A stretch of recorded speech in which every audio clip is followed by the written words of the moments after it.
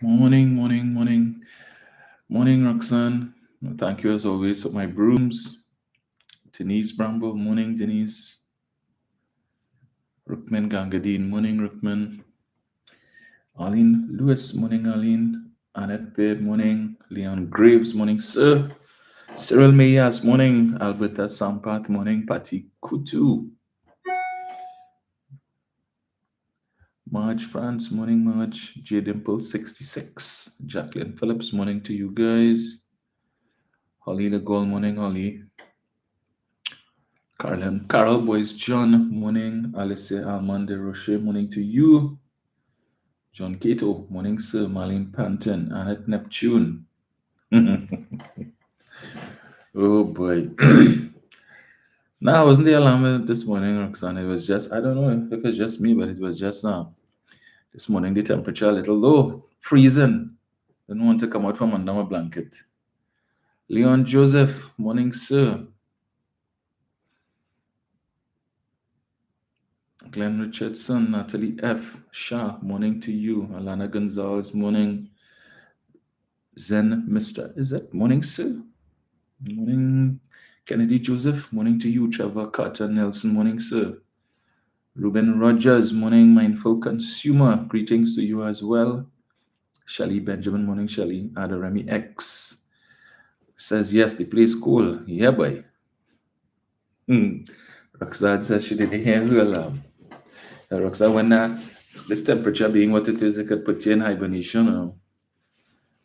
Angela Cathy, morning to you. Hazel Sinet, morning, Hazel. Leon says it's really chilled in Toko this morning. Yeah. For real. So I guess it's not just me. Like that's cold chill from up north. Decide to pass through down on this side. Not that we mind, but oh gosh. I had enough of that for Christmas. I don't want no more. Jennifer Ferron, morning. Marilyn Wanzak Cloud, morning to you. Morning, Diane. Gemma White Isaac, morning. Gemma Claire Irish, morning to you. Listrade Matas, morning. Sarah Richards, morning. Sarah. Morning, Joy. Adriana Alexis, morning. Anton Batiste, morning to you, sir. You reach, yes. Brown, morning. Anne-Marie Montique, morning. Anne-Marie Shell Lambert, morning.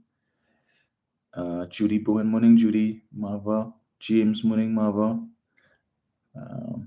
Annette Baird, morning to you. Denise Cummings, morning, Denise. Dave Emmanuel, morning, sir. Ashton Clark, all the way from Ontario. I know Ashton freezing. Ruth Fronten, morning to you. Let's see who else we have here. Judy Benjamin, morning, Judy. Christopher Coffey, morning, sir.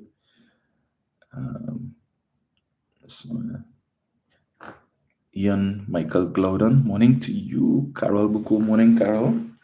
Morning to His Excellency, President of the Republic of Pleasantville, Nigel O'Connor, and First Lady Marcia Keegan. Jennifer Farrell, morning, Jennifer. Jennifer says, come to Florida. Oh, boy. Wow. I've experienced Florida cold too, eh? Yeah. So, hoping that could have some heavy snowfall next week, Monday, in Washington, D.C. Anyway. Clinton Ali, morning, sir. Jerome Marshall, morning to you. Sidana Koshi, Wazid, Emerson Brown, morning to all of you guys. Zen is saying even Florida cool. Diane Mohammed, morning to you. So, what's the time there, boy? 6:44. Yeah, how time flies. Here we are, the 14th of January already. It seems like just last week we were hearing fireworks tearing in the new year, and we are now 2 weeks into the new year, January 14th, what would have been my late sister's birthday. So, Dexter James, Ashlyn Robertson, Alison Boyce, morning to all of you guys. Right, so what we have today, boy? I noted all of a sudden the leaks stopped. It seems that news source run out of things to no more leaks, run out of stuff to post. I guess criticisms and so on. So we're just reposting newspaper articles, with some captions, but that's about it. All who had information before and all the bacchanal, and well, it just goes to show all of the bacchanal was unnecessary, but a stain on the PNM that was not required.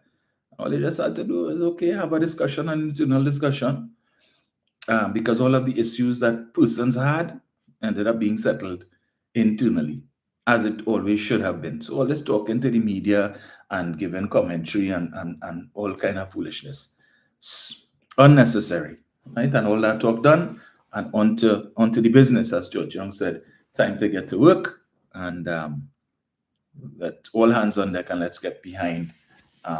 Well, yeah, certain people mightn't be, but as you're entitled to your opinion, right? Everybody could have their choice. Because I'm seeing some people I was reading an article just now in yesterday's Guardian from Ramona Ramdial, former member of Parliament for Couva North, and it's entitled Democracy Hijacked. And, she was putting in her 2 cents on the PNM's change of leadership. Well, not leadership, change of prime minister and so on. And again, while they had to be involved in PNM business, stay out. When UNC having the bacchanal, they don't want us in it.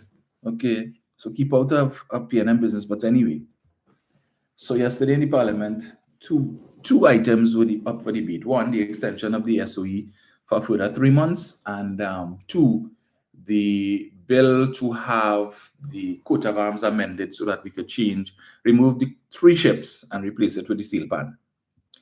And of course, both debates had a little bit of fire in it.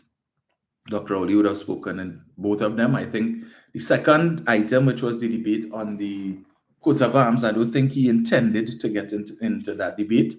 But having listened to Michelle Benjamin, I guess he felt compelled to say a few words. I mean, it is difficult to listen to Michelle Benjamin. Huh? No disrespect to her, but oh gosh, boy. When they used to say that Khadija Amin was the Green Verbs Queen, oh lost, Michelle Benjamin is torture. When you're listening to Michelle Benjamin make a presentation in the Parliament, you feel like a primary school teacher with a red pen. Every 3 words Michelle Benjamin say, you had to circle 2. For lack of punctuation, she needs to pluralize. You're missing you're missing the apostrophe S. I mean, oh gosh, it was difficult. I could not listen. I don't know if it is that she has that. It's just something. It's just wrong. It's just wrong. Michelle Benjamin needs to go back and listen to every time she makes a contribution in the Parliament. She needs to go back on YouTube and replay it and listen to herself. Listen to herself. I mean, it's difficult. So they put her, of all people, right? They put her to respond after Randall Mitchell would have piloted the bill. They put she I guess was supposed to be the only person to speak on the UNC side. And she talked about symbolism and the government need to do more for PAN and just changing the coat of arms and whatnot, and that is not doing enough for PAN. And they had 10 years and they're now coming to rush in an election year. Well, Dr. Oli didn't forget her, right? Didn't forget her. So he got up and he responded, and she got a good scolding. And then her leader, not to be outdone, and decided that she wanted to come to the defense of Miss Benjamin, and she decided to go after Dr. Rowley, right? Yesterday she was on fire. Like, I don't know if she drank turpentine or something else yesterday, but she had a little extra pep in her step yesterday, Yeah, so I don't know what it was. But in both debates, she was feisty, fiery. She came out yesterday. How long that would last, left to be seen. I don't know if she's trying to tell people, well, look, I still have some juice left in me, so don't write me off as yet. Okay, anti-cams. Speaking of anti-cams, so I see, well, they blocked me from her Facebook page because on Sunday after the show, so I go back. From time to time, I would visit their Facebook pages to see what they posted. And she had put out this post talking about, let me get it here. Stuart Young, Kamala calls parties backing up Stuart Young for future PM vulgar and obscene charade. And she put out her press release. And I just put in the comments, let's see if you will allow democracy to prevail in the UNC when your term comes to an end as political leader in June. That's all I wrote. Yesterday, I tried to go on her Facebook page to see what else she posts, and not for hell the Facebook page, and I can't get it. So I realized I get blocked for that comment. Well, if that is the case, and I got blocked for that, whoever is the admin for that page that is responsible for doing the blocking, right now they probably have blisters on their thumb, blisters on their fingers after all that blocking. Because when you read the comments under Prasad Bissasa's post and this press release she put out, they're talking about Stuart Young and all of that. Almost every single comment under Prasad Bissasa's post on her Facebook page was negative. People telling her she need to go, she need to follow suit, she need to take pattern from Rowley and leave, and that she is the UNC going to lose under her. Comment after comment after comment after comment. For those of you who have the facility to visit our Facebook page if you're so inclined, right, who have not been blocked, if I go and see for yourself, comment after comment after comment, there's licks, blows. So clearly they were hoping for a better response. And as you know, the UNC is gauging its political future and political fortunes based on Facebook comments. So these days they must not be pleased, because what Dr. Rowley has triggered now is an onslaught against Prasad Bisesa, because what people previously thought was an impossibility in Trinidad and Tobago politics, which is that political leaders would step down willingly, or step down before their time, or step down without having, to face the shame of an election loss, as has been the norm, because in this country that's usually how political leaders step down after you've taken the party into an election and you lose. The proper thing to do is to leave. But Prasad Bisesa has created a new norm where that is concerned. So with Dr. Rowley's imminent departure as Prime Minister and subsequently as political leader, it now puts pressure on Prasad Bisesa, because just as in the United States, where remember they were talking about Joe Biden and he too old and right, Biden said, "Hey, no problem, I go." So now the old man is Donald Trump. So why are they talking about old politicians and old politicians? Now that Dr. Rowley's on his way, or the old politician is Prasad Bisesa, who refuses to leave. And clearly she intends to leave politics in a box, right? A casket. So it would seem. But anyway, but it's the hypocrisy of this woman yesterday, listening to her. Anyway, forgive me. Let me play a little bit, right? Will you forgive me? I know we don't like to hear her, but sometimes you need to. I don't like to quote people and then they say, so let me just play it. Turn that off. Turn this on.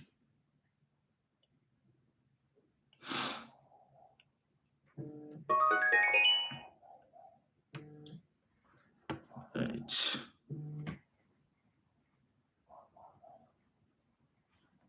Former coat of arms may be used on 1st January 2026 or such later date as the minister may by order prescribe. I note there is no restriction on making of the orders, wherefore subject to negative resolution of Parliament or subject to affirmative resolution. So the minister has free rein under this provision to keep by order, extending time to get the job done. So, Madam Speaker, I was very, very disappointed today, and in fact, very saddened that a senior member of this House would stand in this Parliament to chastise a junior member, the member from Maruga Tableland, by putting words into the mouth of the member from Maruga Tableland. At no time did the member from Maruga Tableland say that we were not supporting this. And I want to place on record that we fully support this amendment. We fully support this amendment. Long in coming, but just come. The day has come, and we welcome that day. But I think it was most unfortunate that a senior member of this House used time to berate the member who was saying, listen, the symbolism is great. You change your coat of arms, you take out these ships, you take out all these foreign ships, you put the national instrument, you put the sleeper. Yes, all that's fine, but we need more. We need, in addition to the symbolism, we need substance. And this is all the development of the state. And again, I say it is very, very unfortunate the time this house was used to berate the member who was really saying, let's do more for a pan men. Let's do more for a pan women. Can we have more than just the changing of the coat of arms? When the Prime Minister responded, he did mention a few things that were being done and are being done. But let us remember, you have been in office for going on 10 years now. And when the member says election year, let's be real, it is an election year. And for 10 years, this was not important. But suddenly in the election year, it has become exceedingly important.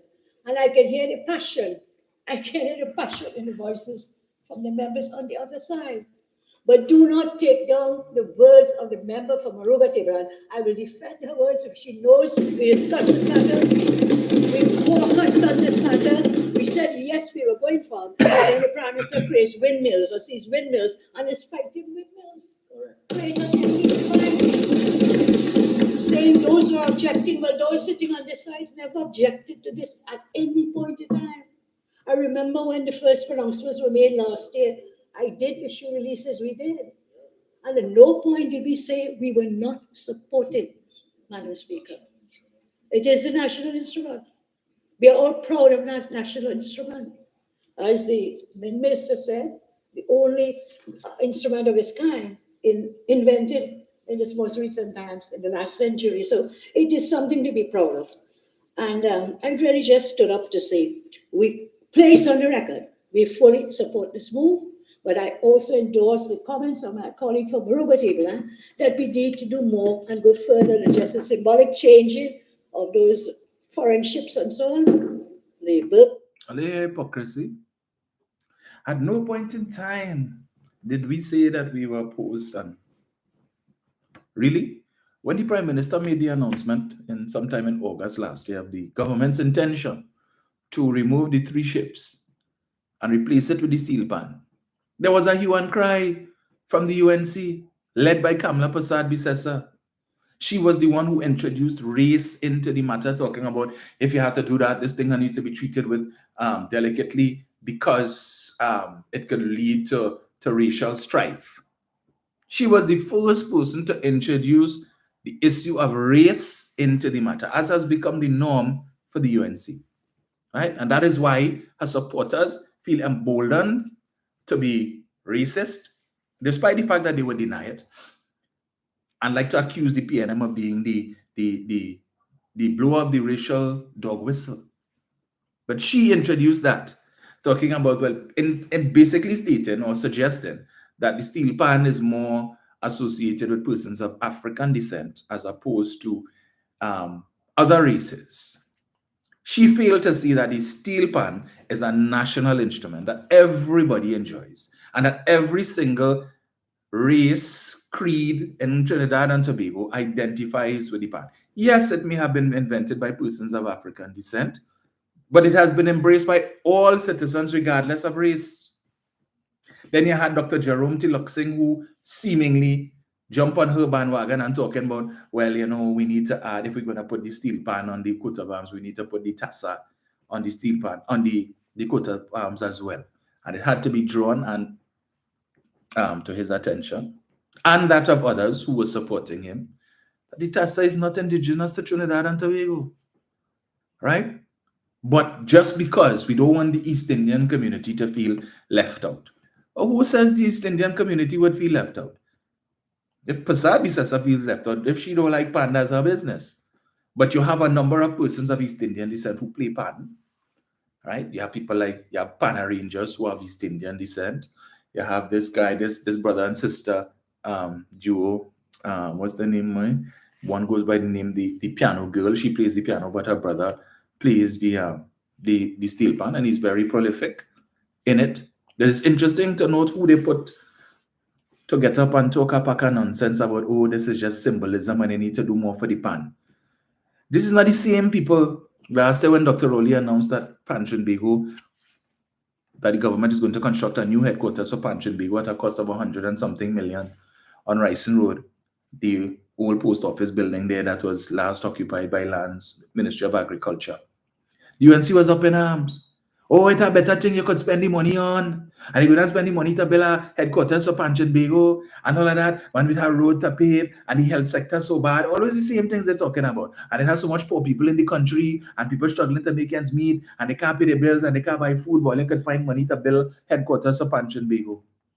Did the UNC come out and say that, we support that? They were among the loudest voices, even in the hierarchy of the UNC, talking about this is a distraction and we're going to the election and all of that. They were not in support of it. They joined the chorus in condemning the decision by the government to construct the headquarters of Panchin Bego and talking about the land in Trin City and the land that Pandey gave. Yeah, Pandey gave them land 20-something years ago and nothing was done on it, save and except for that skeletal, whatever you call that there. Nothing else has been done, right?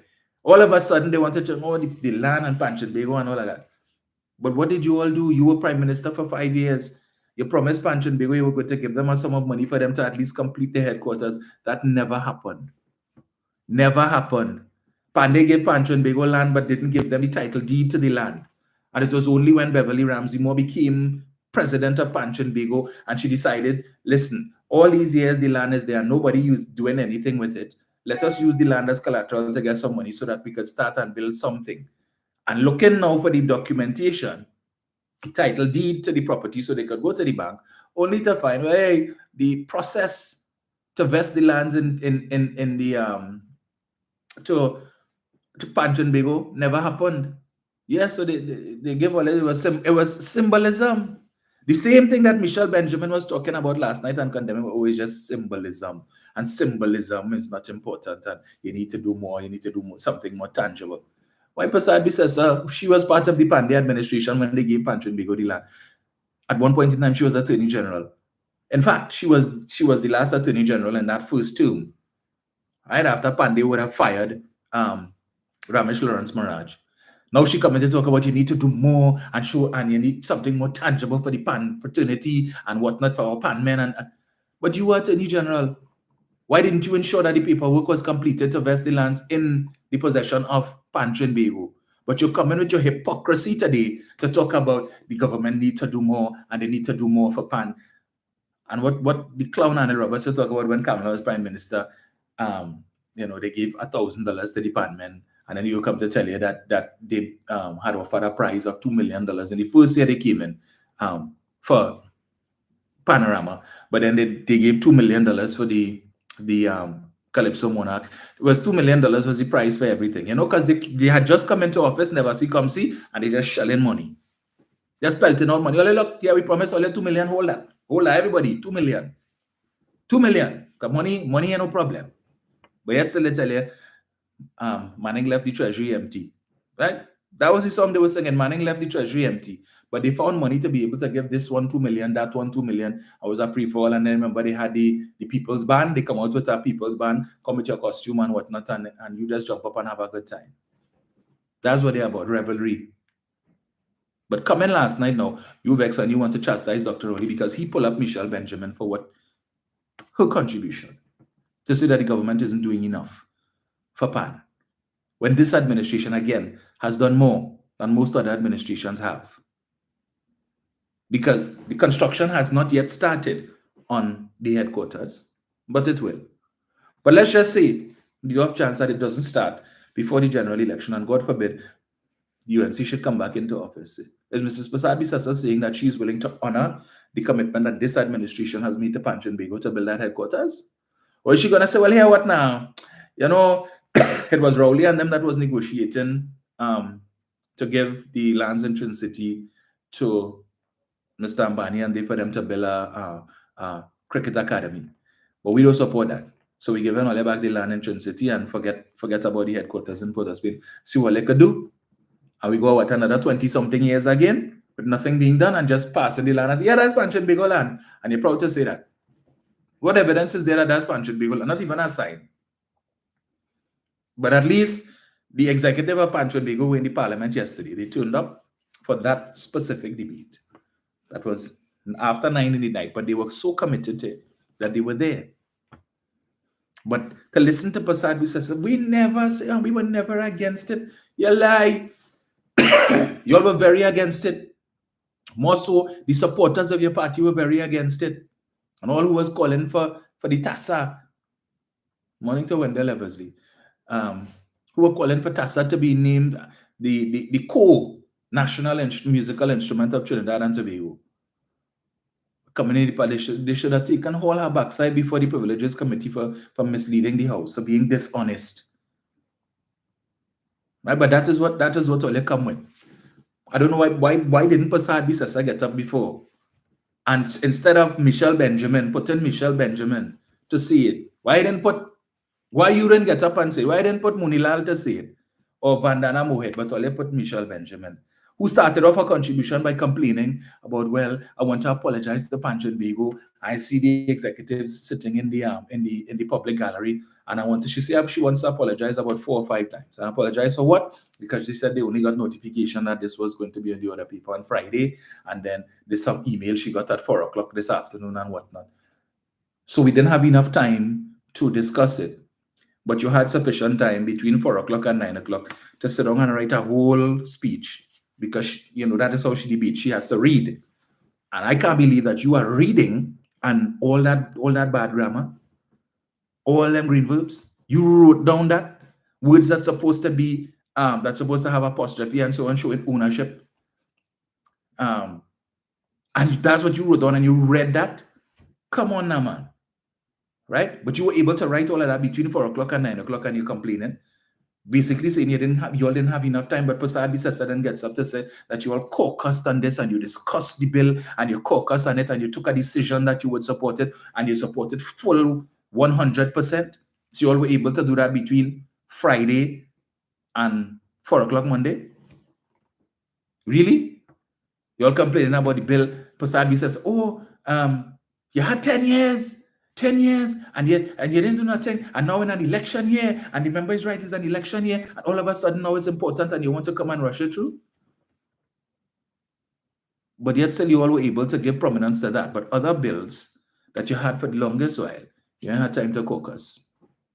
You ain't had time to caucus and make a decision.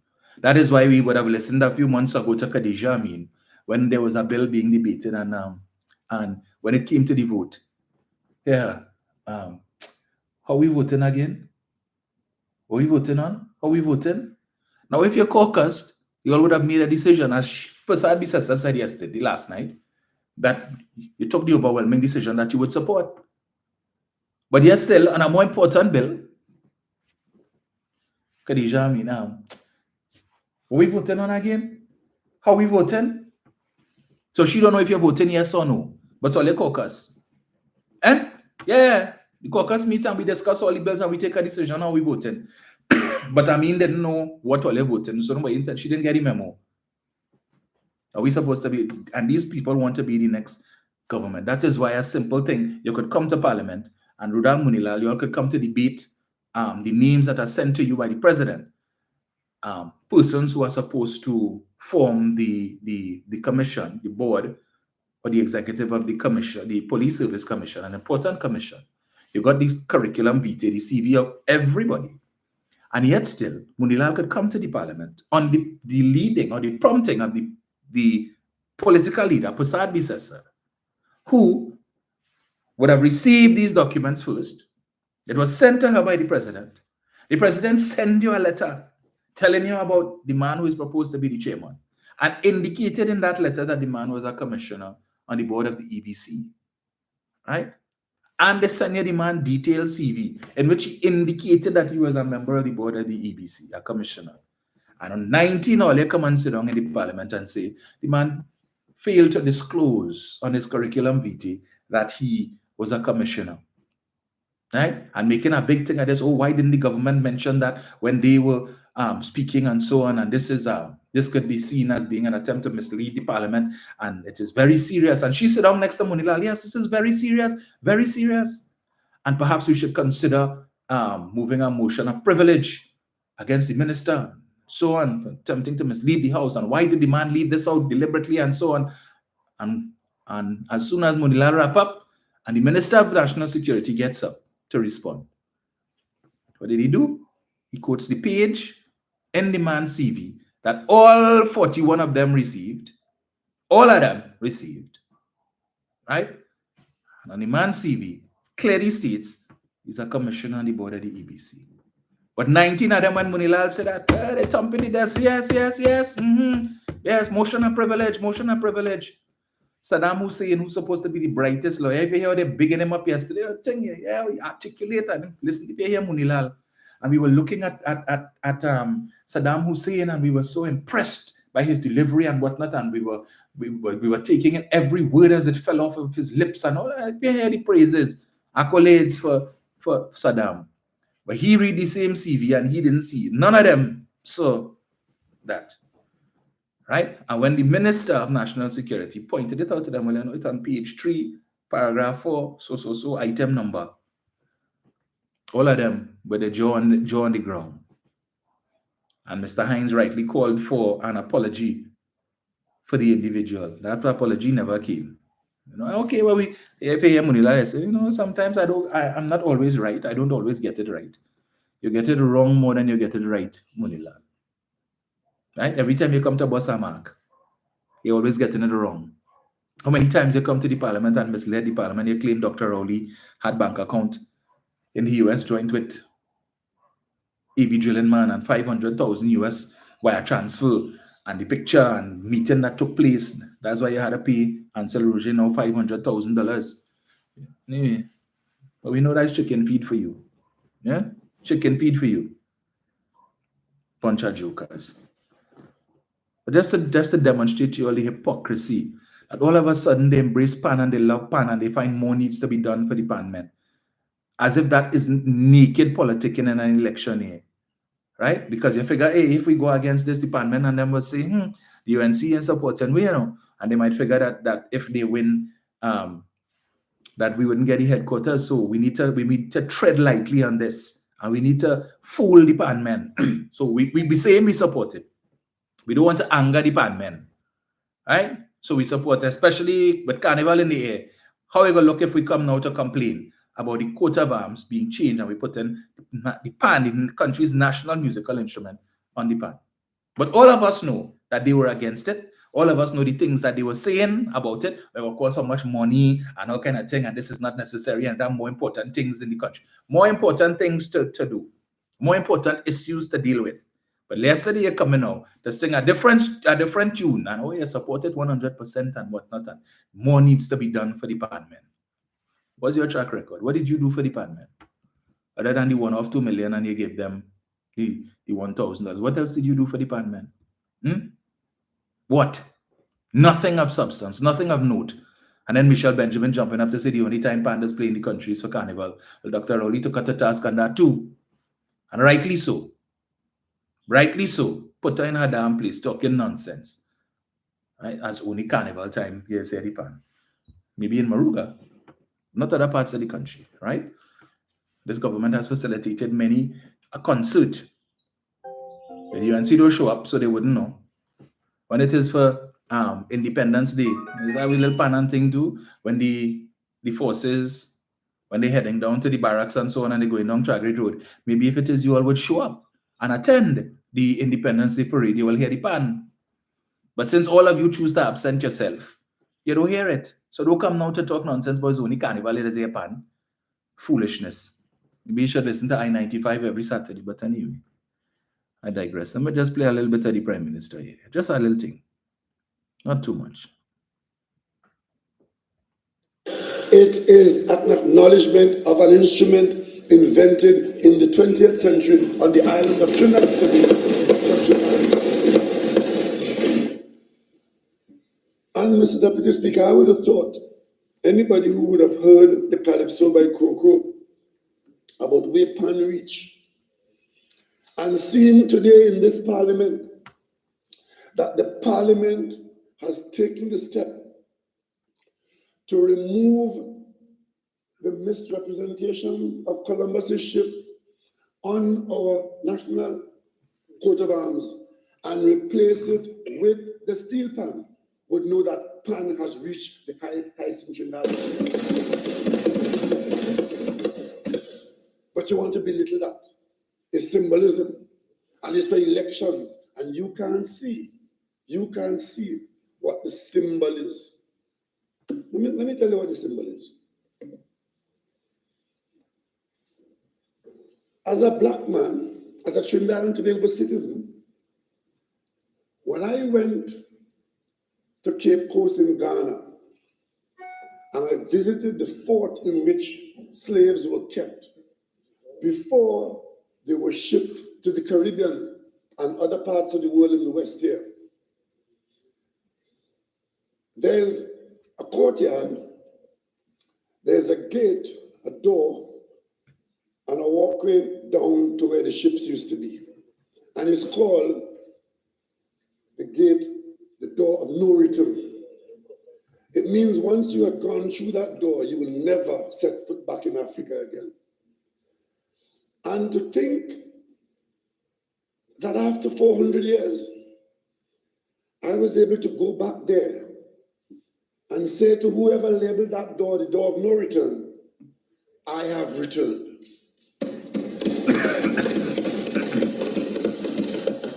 And the symbol on those ships, on that coat of arms of Trinidad and Tobago, those ships of Columbus, that genuine invader who came into these parts, disregarded the lives of the indigenous people, treated them worse than animals. And as late as the 1860s and the 1870s, the 1960s in America, a man was what? 3/4 person? Quarter of a human? And of course, all of that is at the root of a lot of the racism that exists in the world today. And the hardship and the pain that followed. Yes, many of us here in the region are doing better than some persons in Africa. But the symbol says that we don't accept what you think of us. And if when we came here, we pick up the pan that used to carry oil and hit it in a way that we discovered that we could make music, and we now make the magic as it comes out of the steel band, then we should be proud to say that we claim that on our coat of arms and not the misrepresentation of Columbus, Santa Maria, Pinta, and Maine. And the ships were the link between the take and the break. Because after they abused the indigenous people, there's a place in Martinique, a cliff, where the local people who refused to be enslaved went there, all at once, behind their leader, and jumped over the cliff, committing mass suicide. And then, as if it was a good thing, the Bartholomew de las Casas said to the oppressors, well, the local people can't take the pressure of slavery and oppression. Go to Africa and get Africans. And they did that. And those ships symbolize that. Bringing Africans here like animals. Treating them like animals. And then you symbolize that as a great success of the colonial master on your coat of arms. It should never have been there in the first place. And I'm particularly pleased today as Prime Minister of Trinidad and Tobago to be standing in this debate supported by my colleagues, because we're going to take it off and put the pan on there.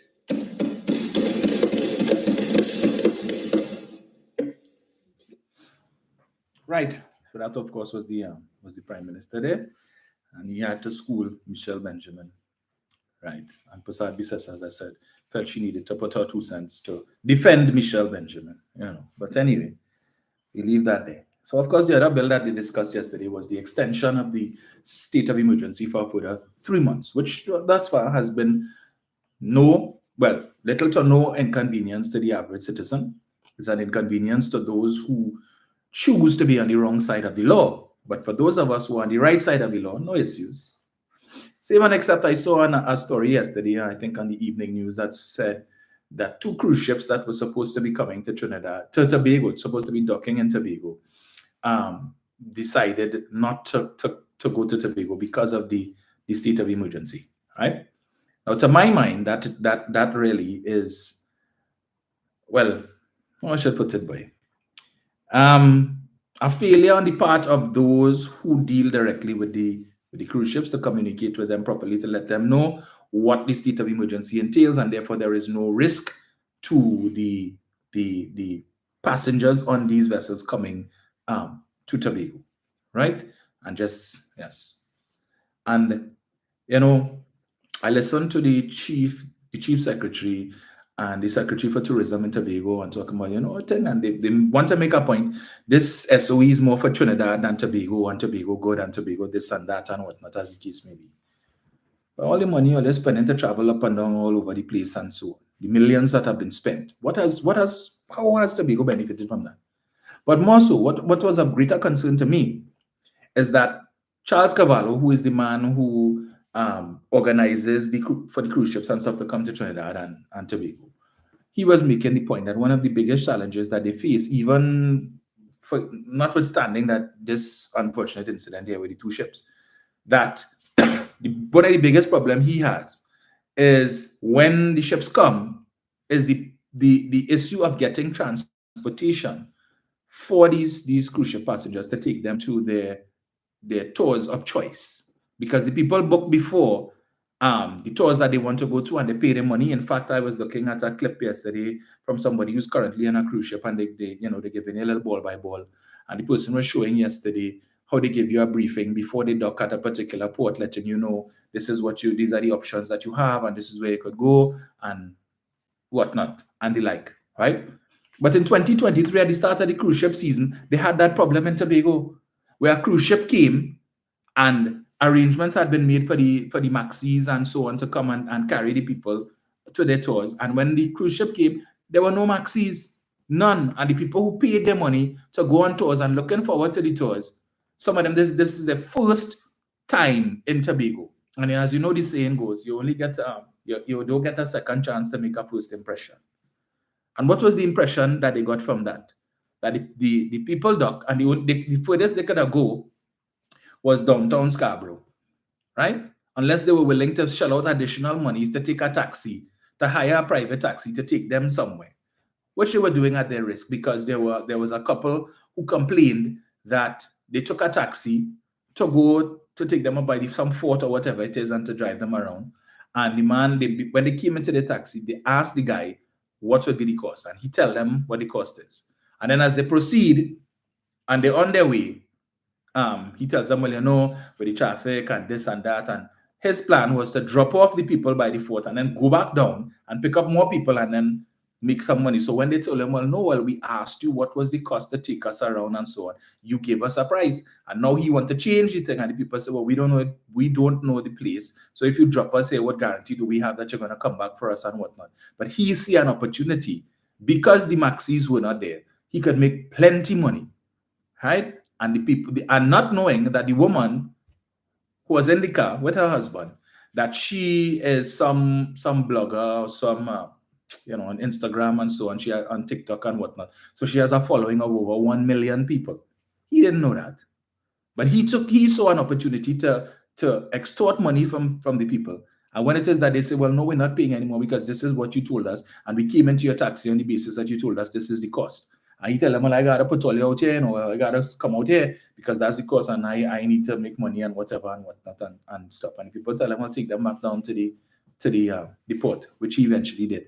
And then the woman went on her Instagram page and TikTok page to recount and to relate to her followers her experience in Tobago, right? The negative experience, and it got hundreds of thousands of views.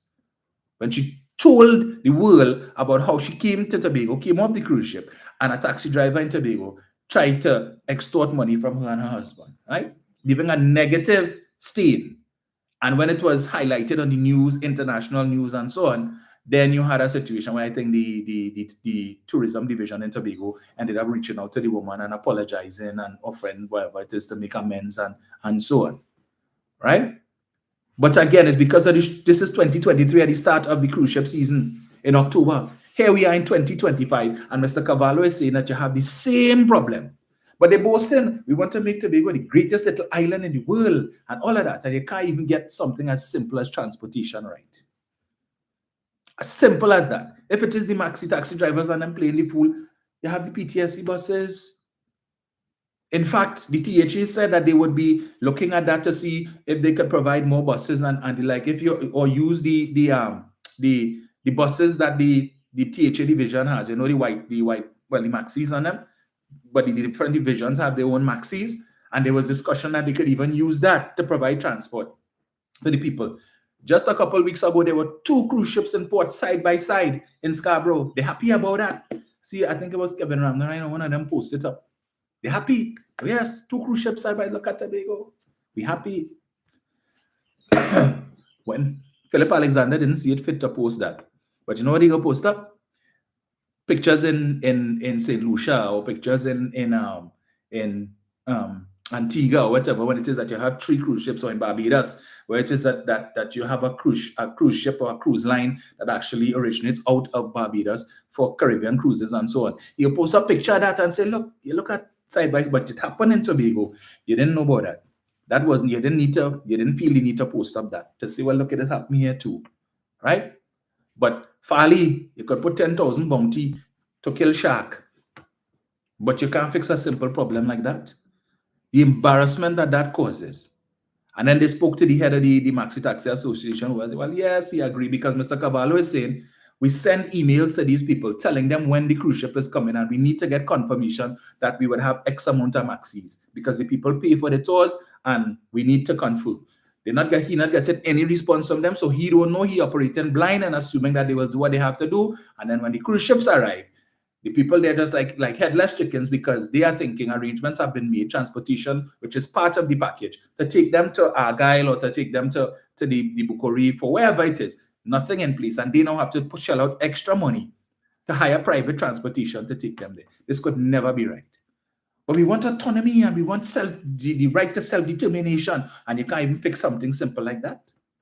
Something as simple as that you can't fix. To put things in place, you're depending on cruise ships coming in. 3,000 passengers. How much US dollars we have? We don't have US, and we don't have US and the Tobago economy. And you could benefit from this. And you can't even fix something so simple. But you want to be able to run customs, and you want to be able to run the licensing authority, and you want the authority to deal with all of these things, and you want your own police service in Tobago. But you can't even fix simple transportation for when tourists come on a cruise ship for 4 or 5 months for the year. Well, you're not serious, Fally. You're not serious. Well, you're jokey. Jokey. Right? If the low-hanging fruit, you can't pick. But you want to go quite up. Yeah? Quite up. Yeah, get it rod. We want to climb up the tree. But the simple fruit right there, you can't pick that. You're not ready. No, you're not serious. Yeah, but TPP is the way to go. So coming back to the parliament yesterday, the extension of the SOE. The UNC came with their usual nonsense talk, right? Whenever they don't want to support a bill. We want the data. Give me the data. We want to see the data. Where is the police statistics showing the levels of success? What success have they had in the last 14 days? We want to know, because that is critical for us to determine whether or not the SOE is working, and if we could give our support for a further extension. Well, thank goodness all that was required was a simple majority, which the government has for the extension of the 3 months. Beyond that, they would need 3/5 majority, I think, or something like that, which would require the support of the opposition. It was the same thing they did with when the government brought the bail amendment bill, which required the support of the opposition. When the government came with the anti-gang legislation, I recall, and you all have heard me talk about it here before, Munilal, in giving his reasons why they can't support. Well, when we look at the statistics from the police service, the number of persons who have been arrested under the anti-gang legislation, reading like a binary card, 0, 1, 1, 0, 0, 1, 1, 1, 0, 0, 0. And he figured because of that, the legislation not working. So we give already the right to be able to infringe on people's constitutional rights with respect to this. But it's not working because look at the low number of persons who are being arrested. So what's the point? So apparently for him, even if you arrest 15 people under the anti-gang legislation, that's not good enough to warrant sustaining the legislation to give the police an additional tool, right? So as far as he's concerned, 15 is the same as 0. So remove the legislation altogether so the police don't have that as an additional tool in their arsenal to fight the crime. And they come back with the same nonsense yesterday about they want the data and they want to see, and the speaker rightly had to shoot them down because speaker after speaker on the opposition bench keep coming with this nonsense. We want to see the KPIs and we want to see what has been achieved and where is the statistics on the police. The police have been having, since the state of emergency has come into place, the police have been having regular press conferences. And DCP Benjamin and even the commissioner of police will tell you, well, okay, we've had, and they've seen it in the newspaper too.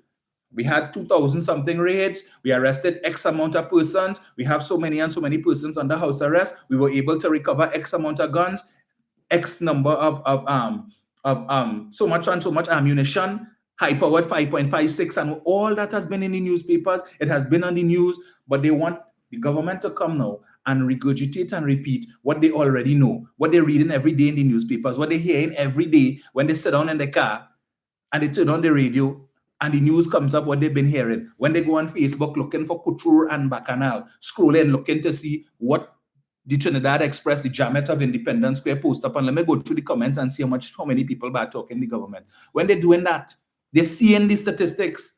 When they pick up a newspaper, they read it, it is in there. So what nonsense you come with the parliament like yesterday to talk about we want the statistics and we want the data to see if it's working. It's been 14 days. 14 days. They would have instituted or implemented a state of emergency in August of 2011 that ran until November of 2011. What statistics did they bring? When they started off on a lie by telling us the reason for the state of emergency was because they had information that something was going to happen that would make the 1990 coup look like a tea party. Then we hear the reason for the state of emergency is because they have intelligence that there's an assassination plot against the prime minister. And then they came out and said, well, it's because the increase in gang-related activities and all of this. Every Monday morning, the reason for the state of emergency kept changing. They couldn't pick a struggle. They couldn't stick to a story.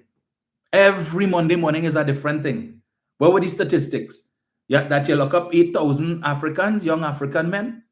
How many of them were just coming from work and because they fit the profile, they were wearing our rubber slippers, the pants below their waist, and they have on a white beater vest and they hair in plaits. Yeah, he look like he's a suspect. Throw you in the back of the van. Hey, suspect, come here. Jump inside. What? I say go inside the van. Hush your mouth. Don't ask no question. Come, handcuff. You see he? Oh, come here, come. You lock up. Jump in the back of the van there. Inspector Singh, where's that one, by? Inspector Singh, where's that one? And you have Ian Allen there. Something is smelling right here. Something is smelling right here. That's the statistics that they wanted. But they come yesterday, speaker after speaker, talking a pack of nonsense.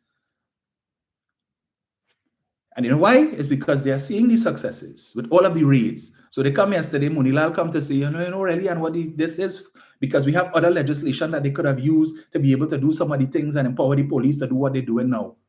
But this was the sole purpose of the SOE is to kick down and take. Kick down people door and take. Who they doing that to? And the same kick down door and take has resulted in the seizure of high-powered guns, significant amounts of ammunition. They've been able to find people who have outstanding warrants and the like. But they wouldn't talk about that, the successes so far. That when you look at the statistics last year for the same time, we were on 26 murders. As of yesterday, we're on 12. So we make a jump from 2 to 12, which is most unfortunate. But we're still below, more than 50% below where we were for the same period last year. They ain't like that. Because they know if you continue for another 3 months and the police intend to step up and heighten the activities, that is quite likely that the trend now could continue. They ain't like that. We should have been at 30 murders so far for the year. Because we are in election year, and those are the figures and the statistics that they figure could help them. So that when it is the police could report a more than 50% drop in murders year to date as compared to the same period last year, now boy, we are like them figures. Some people, we need some more people to dead. And then we're talking about, yeah, we're so concerned. It's 600 and something murders last year. And in the 9 years that you have been in office, over 5,000 people have been killed. But you're hoping more people dead in an election year so that you could use that for political leverage and hope that you could get back into office because of that. But you care. You so love. And this wicked and evil administration that cannot secure the citizenry. But they put something in place, as Dr. Rowley said, a last-ditch measure, because we don't want to inconvenience, right? We understand that a state of emergency can have negative effects on the economy, and our economy is still a bit fragile coming out of COVID. And we don't want to put curfew in place where people are restricted, and then monies, millions of dollars have already been invested in parties and so on, because we're in the carnival season and people have to cancel their events because of that. So let's see if we could manage it without a curfew. And so far, we are seeing the results. The police are recording declines in almost every single area of criminal activity, in woundings and shootings and home invasions. All these things have recorded year-to-date reduction, but they wouldn't talk about that. So they tell you, yeah, 12, but we are 12. Yeah, boy, 12. And how much are them praying? Lord, we need that. We need, give me a triple today now. Or we need a double. Yeah, because we're behind quota to benefit the UNC. We're behind quota in the number of murders and the crime statistics as a whole. The police are now doing what used to be happening under the UNC between 2010 to 2015. Every week, they're having a press conference to give you the figures, the stats. This is how many murders we had. This is how many home invasions, how many rapes, how many robberies, common assault. We were getting the statistics, and they're saying, well, even though this one a little high, you would note that we noted a decline in all of the others. That's what they should have been doing all the time. And maybe if they were doing that, the citizenry, the wider citizenry, would not be using the term crime and murder interchangeably. Even on the evening news, listening to CNC3 and talking about the crime rate has soared past, last year in December, this crime rate has now soared past 620 something murders. The crime rate? The crime rate is not the murder rate. Murder is a subset of crime. Say the murder rate. But when they say the crime rate, Mr. So that nonsense now. Get it right. But they're sowing that into the minds of the citizens who now use it. That is the language that is being spoken. Oh, the crime is so out of control.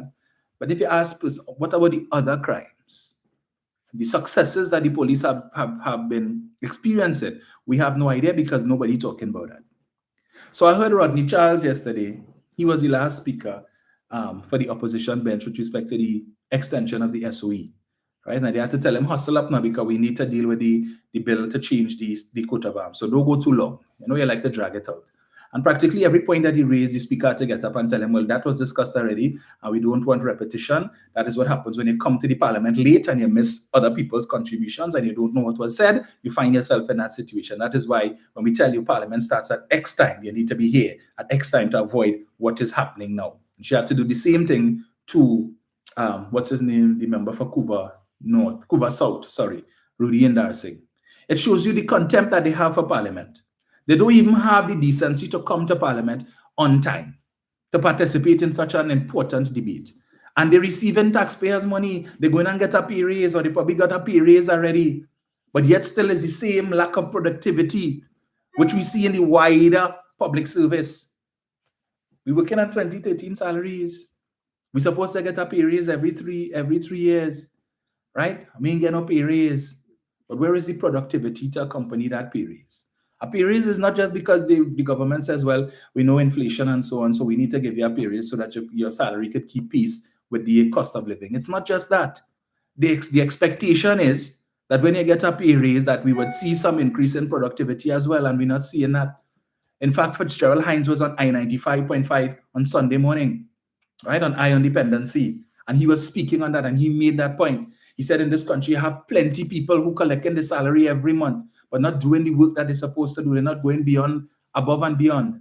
So that when it is your passing and you're seeing the grass high on the pavement and you're complaining, it have people who collecting salary to do that. They ain't do it, but they get paid. And the minute the salary late, we want we money. We want it now. We want we money. Same thing he said, which is what happens. All over the place, we seeing that. Persons have jobs to do. They're not doing their jobs to the best of their ability and they're complaining. The pay must not be late and we want to get a pay raise every 3 years.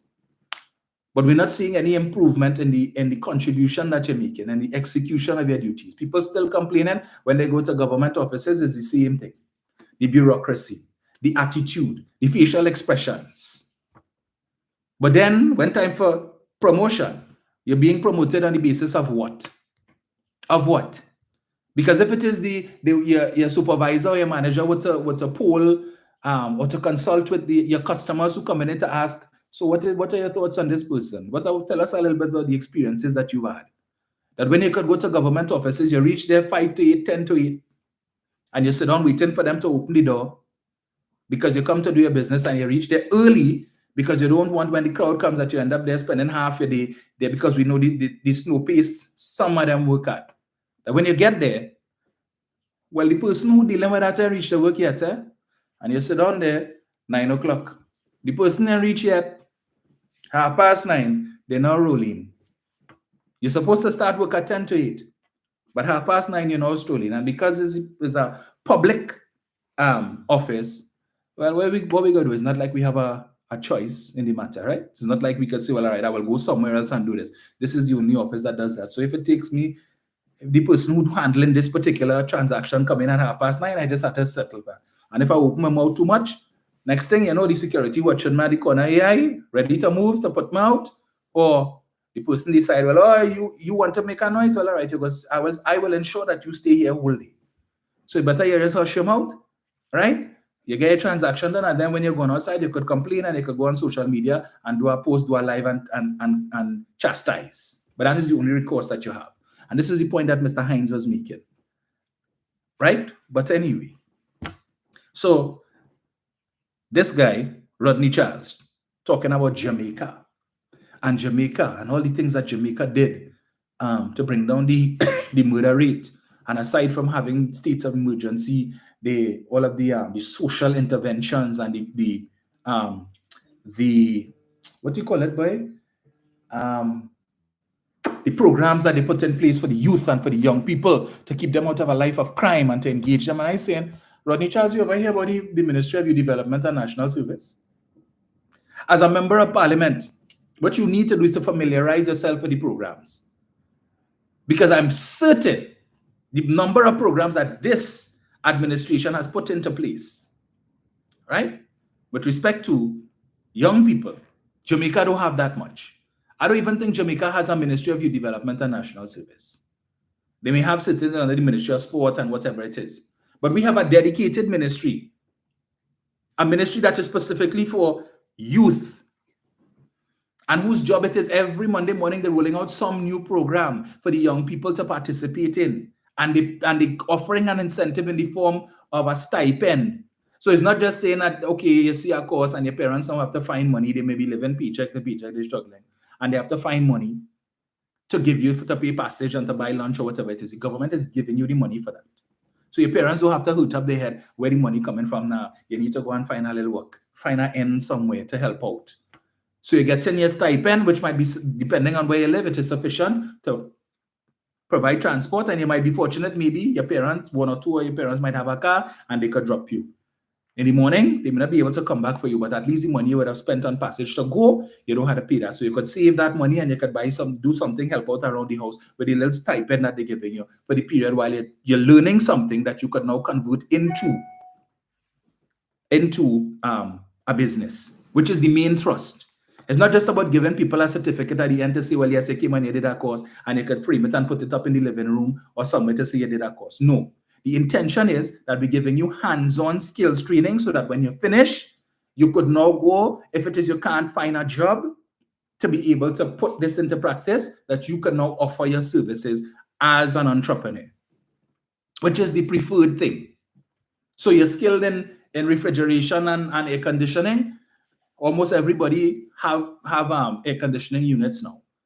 And these air conditioning companies are charging you $150 and $200 and $300 per service to come and service the AC. You could start up a little business. Maybe 2, 3, 4 of you guys who would have done the course, 4 of you all could come together and say, let me start a little something now. We can offer servicing. Those of us who might have little skills or might have had an experience working and that is what happens. A lot of the people who are setting up these types of businesses now would have been working in these companies. They understand how it works, and then they branch off and they do their own thing. They get the skills, they understand the finer points, and then they start up their own business. And the government is saying to you, here what? We're giving you $20,000 to start your business. So if 4 of you all come together, that's $80,000. If 5 of you all come together, that's $100,000 that you all have in seed money to start your business. 100,000, 5 all you, if it's 3 all you, $60,000 the government giving you. It's not a loan. So to listen to Rodney Charles come and talk about what Jamaica doing and creating opportunities for the youth and so on. Rodney Charles, where you living? Which rock have you been hibernating under? But just to draw to his attention, year to date, as at the 11th of January, Jamaica has recorded 34 murders for the year, up from 26 for the same period last year. So last year, Jamaica and Trinidad won the same number of murders. So while Trinidad has seen a reduction in the number of murders year to date, Jamaica has seen an increase in the number of murders. Right? But 29 of those murders coming in the space of 7 days. With all the efforts that Rodney Charles wants to boast about, and so on, Jamaica has had states of emergency in different parishes since 2019 come forward. It has been ongoing. And with this latest upsurge is more. Every time you have an uptick in murders in a particular parish, curfew, state of emergency. Curfew, state of emergency. But you know what I note? I didn't hear or read anywhere where any cruise ships turn away from Jamaica because of state of emergency. None. They've seen an uptick. In fact, like I said, Jamaica would have recorded in the first quarter some 2 million visitors or so in the first quarter of last year. And they have been under constant state of emergency since 2019. Much of which is to deal with the crime situation. Part of it, 2020 and so on, was to deal with COVID and the like. But the majority of the states of emergency has to deal with the increase in the number of murders and other crimes on the island. So how come their tourism sector isn't impacted? How come? So clearly, the folks in Tobago, they have some work to do, right? You all have some work to do. Just making that point, in case you forget. But this is the nonsense that you have to be putting up with. To come in the house and talk that rubbish. Just like Ralph Maraj, when he wrote his article a few months ago advising Dr. Rowley to consult with the Prime Minister of Jamaica to get ideas on how to deal with the crime situation. Really? Mr. Swedatna? That can't be serious. But we know what is the UNC's modus operandi, right? Resist good legislation that is intended to tackle the crime situation, because in an election year especially, you need all the ammunition you could get. And since they can't win an election based on anything that they say they will do, because they have no answer to the crime situation, that is why all Pasad Bisas are talking about is stand your ground, give everybody gun. Yeah, that's our solution. Stand your ground. And since we want to give everybody FUL, well, we need the stand your ground legislation, because we know you're bound to have a situation where some people are going to get killed, right? And we need to protect the person who get the FUL. So when you and your neighbor having a little party and he had a little too much to drink, and 1 o'clock in the morning he playing music loud, and you can't sleep. And next day you have to go to work and your children have to go to school, so you decide to go across and ask him if he could turn on the music. And because he drinking whole day, he high, and he had gun and you had gun. And he pull out the gun and decide that he want to brandish it to tell you go back. So and so, he not in his right mind. Eh? He operating under the gazoo, right? Because he hardly eat. All he doing is drinking whole day. He jiffing and he had a gun in his hand, right? And you decide you go pull yours too because, yeah, showdown at 1 o'clock in the morning. You feel it's only you have gun, I have gun too, you know. And then scuffle happen and somehow somebody gone up and somebody dead. So some family now has lost the breadwinner, lost the father, whatever it is, as the case may be. Because of what? Because Kamala decided the best thing to do is to give everybody firearm users licenses. We can't buy food. We suffer in the economy on the brink, but you have money to buy gun. Huh? You can't pay property tax of $600 and something for the year, but you could get $10,000 and plus to be able to buy a gun. That is their solution to crime. I just wanted to, should I touch on this now, boy? You know what? I feel I will leave that one for Tuesday in the interest of time. Right? There's an article in this week's Sunshine newspaper. It's entitled "The UNC's Achilles Heel: Confronting Racial Rhetoric and Divisive Allies." Story by Peter Green. Now, Peter Green is a regular contributor to the Sunshine newspaper, right? And as we know, the Sunshine newspaper is Jack Warner's newspaper. Jack Warner is an ally of Kamala Prasad Bisesa, right? He's a member of the UNC, returned member of the UNC. Remember, he told us a few months ago when, in fact, when they had their launch in 2023 of for the local election campaign, Jack is back. He came with a yellow shirt without the UNC logo, and he said, "You know why there's no logo here? Because I feel I need to earn the right to wear that logo again. I need to earn the right to wear that logo again." So that's why I just come with a plain yellow shirt. So he has submitted, just like as the people lining up to kiss Donald Trump ring, as I say, Jack felt that he needed to earn the right to kiss Kamala's ring. The great and mighty Jack Warner, once vice president of FIFA, CONCACAF president, and so on. The list of accolades goes on and on. Man who has traveled to over 196 countries and has met with kings and presidents and you name it, sheiks, has gotten to that level where he needs to earn the right to kiss Kamala's ring. Right? That's his newspaper. So it is very telling when Jack would allow an article like this, which reads, "The UNC's Achilles heel, confronting racial rhetoric and divisive allies," tells you something. Right? And when you get into the article, I'm not going to read the whole thing today. I said we will address it more on Thursday. I will just read one or two paragraphs here. While widespread national discontent with Keith Rowley's leadership of the country has created an opportune moment for the UNC to position itself as a credible alternative, UNC's tolerance for racial rhetoric and alignment with divisive figures remain a glaring liability. Let me repeat that. The UNC's tolerance for racial rhetoric and alignment with divisive figures remains a glaring liability.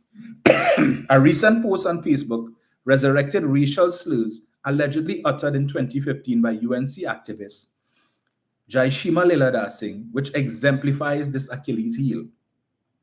Leela Singh, a known party loyalist and coordinator of the Confederation of Regional Business Chambers, which he is now, runs a chat group called Citizens for a Sustainable and Competitive TNT. This group that includes political figures. Let's get this here. Give me 1 second. So, where is this thing? This group that includes political figures, media, private and public sector, and academics has become a platform for some of the most vile and toxic rhetoric imaginable. On this chat, persons of African descent are routinely referred to as vermin and cockroaches. Right? Jack has allowed this to be published in his newspaper as one of the major stories. Such blatant racism not only alienates voters, but also entrenches the perception that the UNC is rooted in divisiveness rather than inclusivity. And the failure of the party's leadership to unequivocally denounce these actions is both a moral and political failure that risks undermining its campaign in the upcoming elections. The problem is not confined to Leela Singh's chat group. Recent racially charged comments from UNC supporters about Prime Minister Keith Rowley's announcement that Stuart Chung would succeed him as PNM leader and the Prime Minister should he resign before the 2025 election highlight this point. So it goes on to say here, all right, well, we will discuss a little bit more on Thursday, right? Because there are parts of the article that is cut off. It wasn't properly cropped. So I will get the actual newspaper and I can read the article in its entirety. But for Jack Warner to acknowledge this, the fact that he allowed it to be published, because Jack is editor and he had to see and read everything everybody bring before he decides, okay, yes, go ahead and publish, right? Because he don't want to get sued. But the fact that he allowed this article to be published in his newspaper speaks volumes, right? So it says that he acknowledges the inherent racism that exists in the UNC, that is seemingly condoned by the leadership because they don't condemn it. When it is that Jaishima Leela Singh made his nasty statements and so on, it was Basdeo Pandey who at the time was out of the politics, so I had to pull him up and say, Jai, he's always that one, he's way up for that now. I don't recall seeing anywhere where Prasad Bisesa, but then again, eventually at the time he was a board member in the CDA, Chaguaramas Development Authority. you know, when they were giving away the lands at peppercorn rates to the so-called 1%, who they now seemingly against. And he was subsequently dismissed. But only for optics, because we were in an election year. And how we go look if we have somebody who is sitting on a state board and who is a known supporter and member of the UNC making racially divisive statements that is starkly against persons of African descent, and we don't pretend that we have a problem with it, right? But this man was in receipt, allegedly, of HTC house and all this kind of thing. But anyway, we will discuss that more on Thursday, right? Donna says long time shady at UNC jackass people. Let me see here, boy. Crime. Bachelor is saying crime. Yes, I mean, not this morning. I'm not going to let all you derail me this morning at all. Let me just get this here. So, I ain't setting up my pressure this morning at all. Crime, murders, unemployment, poverty was lower under the UNC. Stubborn things are facts.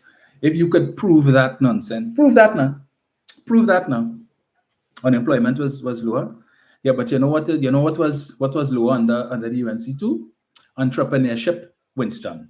Entrepreneurship opportunities for young people were lower under Kamala than under Keith Rowley. Why ain't come and talk about that?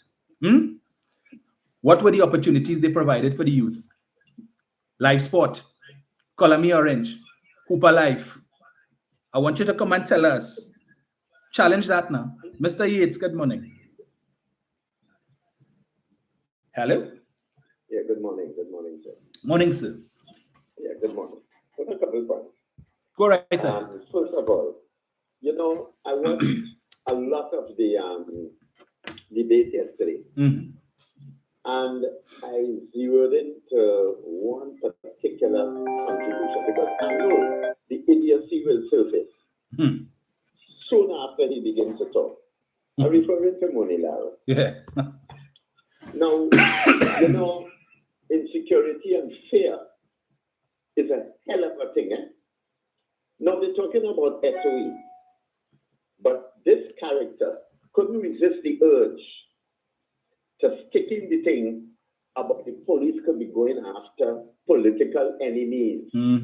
This is a mantra he has been pushing for a few months now. Yes. Remember recently he has been virtually threatening the police.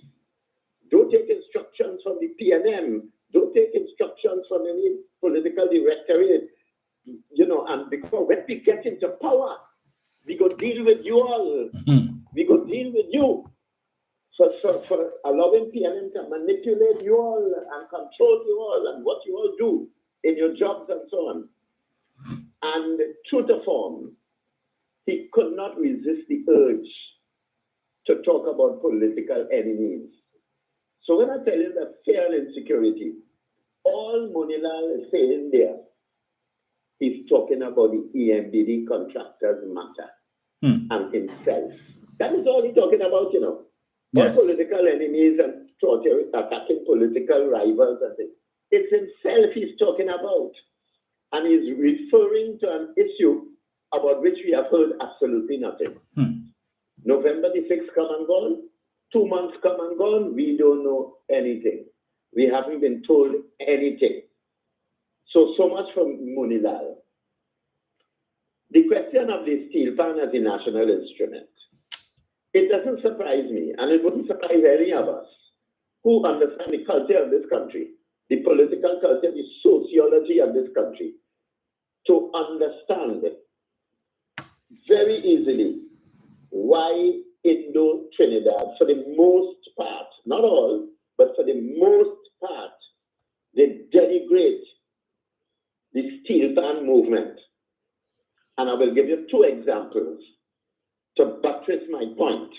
One, there's a frequent letter writer who goes by the name of Rudy Cheto Paul Jr. And he signs his name somewhere out in the east, like Takarigo or Dabadi, somewhere out there. Rudy Cheto Paul. It is not the first time he has made racial slurs about people who follow and support the PNM party. It is not the first time. You see, what he feels he's doing is that he's making little digs he feels that what he's doing is making veiled attacks on the PNM and on people who support PNM, people who vote PNM.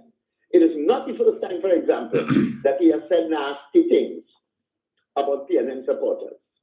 Where they live, what they don't perform in school, they just an echo of Ras Maraj. The same damn thing. Nothing different, nothing more, nothing less. If anything more of the nastiness. Soon after the Parliament passed the legislation for PAN to be recognized as a national instrument, the steel pan, he wrote a letter within about 2 weeks. He wrote a letter in the newspapers, and I told you just now that his thinking reflects a lot of the thinking of people like him. Like him, read my list, people like him. And this is what he said. This is what he said, eh?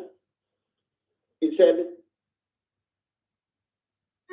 I, like many people, don't respect and appreciate steel pan music.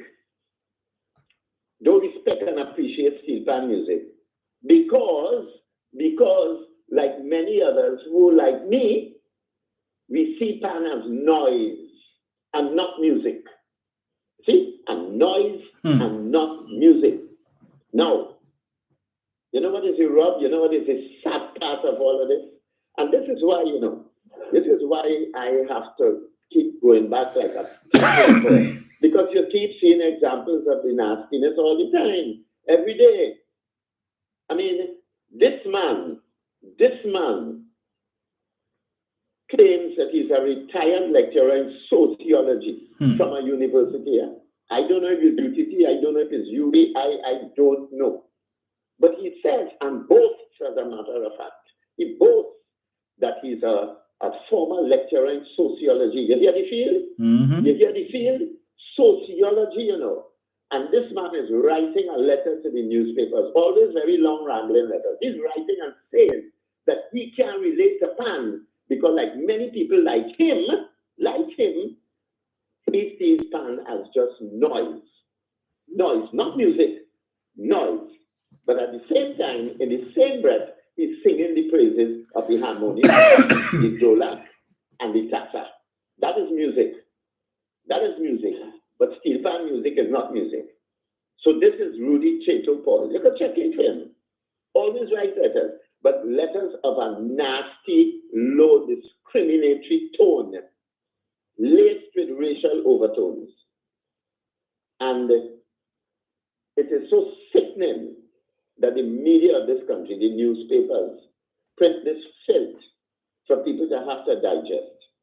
And that is Rudy Chato Paul. That's example one. Example two, let me say it very quickly. Let me take it.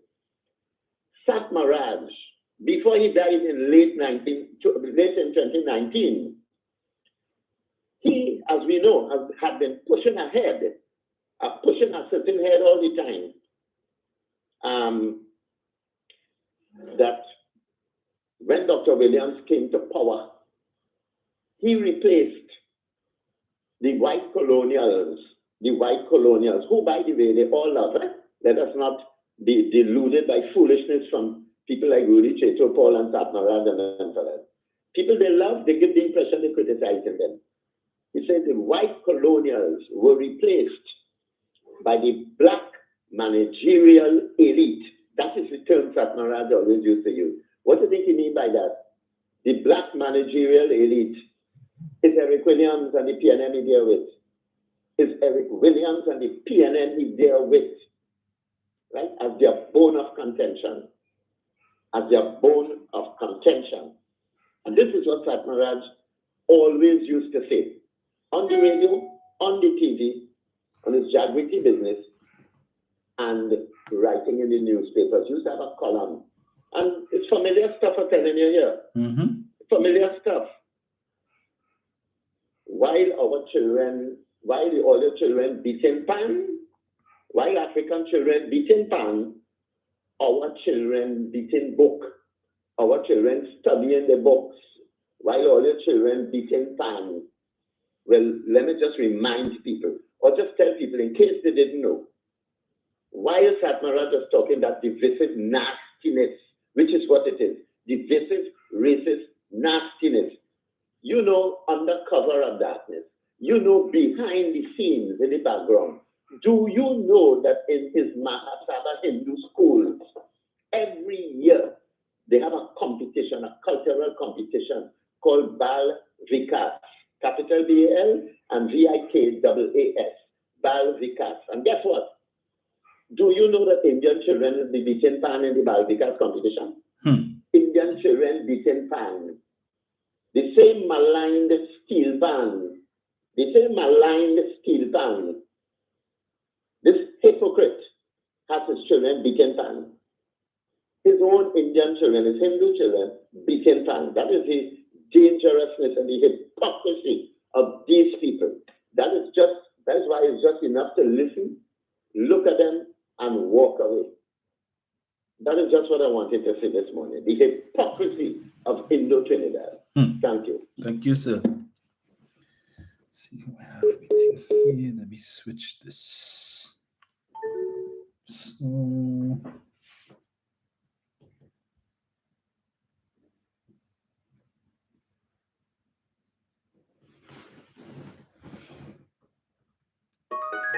hello, good morning. Hello. Good morning, Dom. How are you, my darling? I am good. Did you sing yesterday? You did it? Yes. Did I send you? Yes. What do you think about it? Very good. Oh, please pass it on. I have what to give you. I will. Anyhow, Tan, it is so breathtakingly beautiful. For the Queen Jubilee, it was played. It was played on the Great Wall of China. They're angry because they can't emulate it. They can't touch it. It was a time to play Mozart and leave music. I got pen panning. Pan excites me. Pan will cause me to write more. Take my lights off, put on my sound bar, and it takes some places, little heavily places, as jealousy. Come now, that's a question now. Where are you from? Because last year you said removing the 3 shifts and putting the pan will cause racial tension. Did you forget those was Kamala? Between August of 2024 and yesterday, what changed? Were you sober? Did the more tins of peas fall on your toe? So you had a lucid moment? I don't understand you, Dominic. I'm eating a little slower when I get enough coffee. But what is happening? Can I take our advice then? Please, we beg in here. Jump on a horse, a wheelbarrow grocery cart, and skate out. Because you mean no one's in our land. And if here is so bad, why are you here? Why is your child, your husband, and grandchild here? Why are you pushing to be Prime Minister if here is bad? Are you sadistic, mad, drunk, or all the above? Now, where's Boris Day? Where Crazy Boris is voted loud? Where is he disease and Robert? Where is he? He's there, hiding in shame because he didn't get St. Joseph. Dom, have a good day. You too. I'll go on the best. Thank you.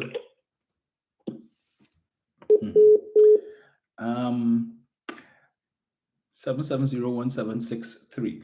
I want to tell Winston, since we compare him about what was lower, and you always want to tell us what was lower under Kamala, well, I'm going to tell you what lower under Keith Rowley.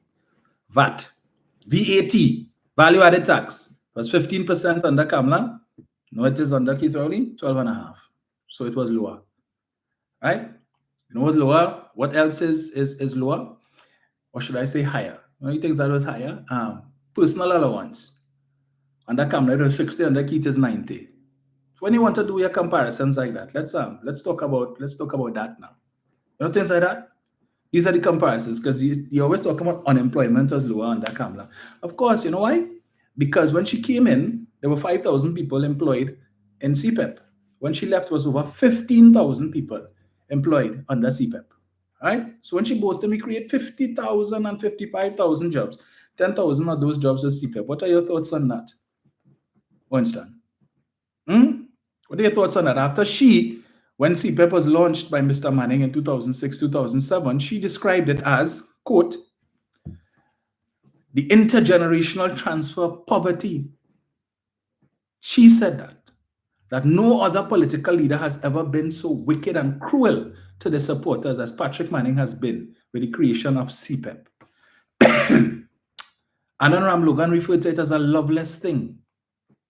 As he said the ancestors, right, and of the PNM never dreamed. It was never their intention that their offspring would be at the side of the road cutting grass and so on. That was supposed to be for everybody else's children. Their children were supposed to be riding around in air-conditioned vehicles looking out at other people's children. A loveless thing. But he became Attorney General, Kamala became Prime Minister. And the intergenerational transfer of poverty, she felt that she said was the worst thing a political leader could do to his supporters. You know, I'm sure a lot of UNC supporters became CPEP workers, right? They don't talk about the fact that Mr. Manning's intention for CPEP was, in the first instance, to create entrepreneurs. That has always been the thrust of the PNM. So that the contractors were supposed to come in, right? And they would get an opportunity to earn some money to establish a business. And after 2 years, when the contract ends, or 3 years as the case may be, I think it's 2 years. When the contract ends, if you don't get a renewal as the case may be, you would now have the experience and some money and tools and the like, and some staff that you could go and start your own landscaping business. Or that you should have been putting things in place to get other clients beside the state in the 2 years that you had your contract. So you come in, you get the opportunity, you make some money, you acquire some tools and stuff to start your business, and you move on, and then somebody else comes and they get the same opportunity. That was the intent. I would want to ask you, Winston, to tell us anything that the UNC did to promote entrepreneurship between 2010 to 2015 to increase the number of business owners, not the 1% business owners, to increase the number of business owners coming from the rank and file of the wider society. I would love for you to tell us that, Winston. East Port of Spain development company that set aside $3 million specifically for potential business owners and existing business owners in East Port of Spain. So if you're from that area, right, which is an area that needs work, an area that has a lot of criminals coming out from there, they're saying we are giving you this opportunity, $3 million set aside in the first instance. We're giving you rental space, in some cases free rental space or reduced rents in New City Mall. We're giving you the training, the technical training with respect to establishing a business, how to develop the business plan, helping you to go and open your bank account, and all of these different things, you know, to develop a cash flow projection and all of these things. You need help. If it is in the first instance, you start and you encounter a little bit of problems, come and talk to us and we will assist you. We will have the experts talk to you and guide you and show you the changes that you need to make so that your business could be a success. You could tell me anything that Kamala Persad did between 2010 to 2015 to promote that, Winston? This administration set aside $20 million in the first instance to accommodate 1,000 persons, entrepreneurially minded, to get a grant of $20,000 to start your business. And again, support from the state. Training is a requirement. It's not just, okay, come and collect a check for $20,000 and go and do with it as you please. Let us have a discussion with you. Let us see, you have a business existing. Let's see what it is that you're doing. And let us give you some guidance as to how you could move to the next step. Because we're not just going to give you $20,000 for you to start your business or to invest in your business, but it's not really doing anything and you're stagnant. They say, come, we will help you. You could tell me anything that Kamala Prasad-Bissessar did. Name one program that she did that offers that, Winston. Just one. You could tell me? You know why? You can't answer because there were none. None that we know of. So when you want to keep talking about but unemployment was lower under Kamala Prasad-Bissessar unemployment. But yet still we're seeing more businesses open today than when Kamala Prasad-Bissessar was Prime Minister. When we look at all the malls that are opening up, Eastgate Mall, right? Certified Samson has 13 employees, 2 outlets, 13 employees. That business didn't exist when Kamala was there, right? But because 3 p.m. people attended the opening, her supporters are calling for people to boycott demand business because. So I guess if they go to a business and they see, well, they should call for other businesses to shut down. If you go to a business and let's say you go to Pennywise and you see Foster Cummins in Pennywise, that means Pennywise is P&M, so shut it down now. Call for a boycott. Call for a boycott. You go to the grocery and you see a minister in the grocery, that means that business is P&M. So call for a boycott. You see the idiocy in how they operate? That's the idiocy in how they operate. And they are ably assisted, well, not assisted, but they're enabled by the leadership of the party. With things like that. I think I'm going to get a list of all of the programs that the Ministry of Youth Development has to offer. In fact, I saw a friend of mine recently was posting it. Let's see I wonder if I could pull it up here, right? Let's see. Let's see if I get some out here. Because it may just have been in his stories rather than him posting it. All right, it's not there. But I will get the list for the benefit of the wider citizenry. Right, Winston? Jenny? Morning. A little late. Morning to all those who locked on to faster stubborn things. Dominic, I want to say that because from tomorrow God's scared, I just go in team. Not that I wasn't there. Team P&M, team unity. Right? That's where we go in. We promoting, we showing people the leadership qualities of Minister Socioeconomic. And by extension, all MPs in the ministry, the work they have been doing to show that together we are stronger. The weakest link, we're pulling along. It has no time for looking back now, turning back now. Saturday, seal the deal. Who had the disappointments and whatever appointments, and who had all the ambition, well-laid plans, all that has been sealed, put aside. The General Council who had about over 196 people. They were there. Everybody said that is the second highest body. They have spoken. They came out united. Team P&M, moving behind Minister Socioeconomic as the Prime Minister taking us into 2025. So all my focus is going to be there.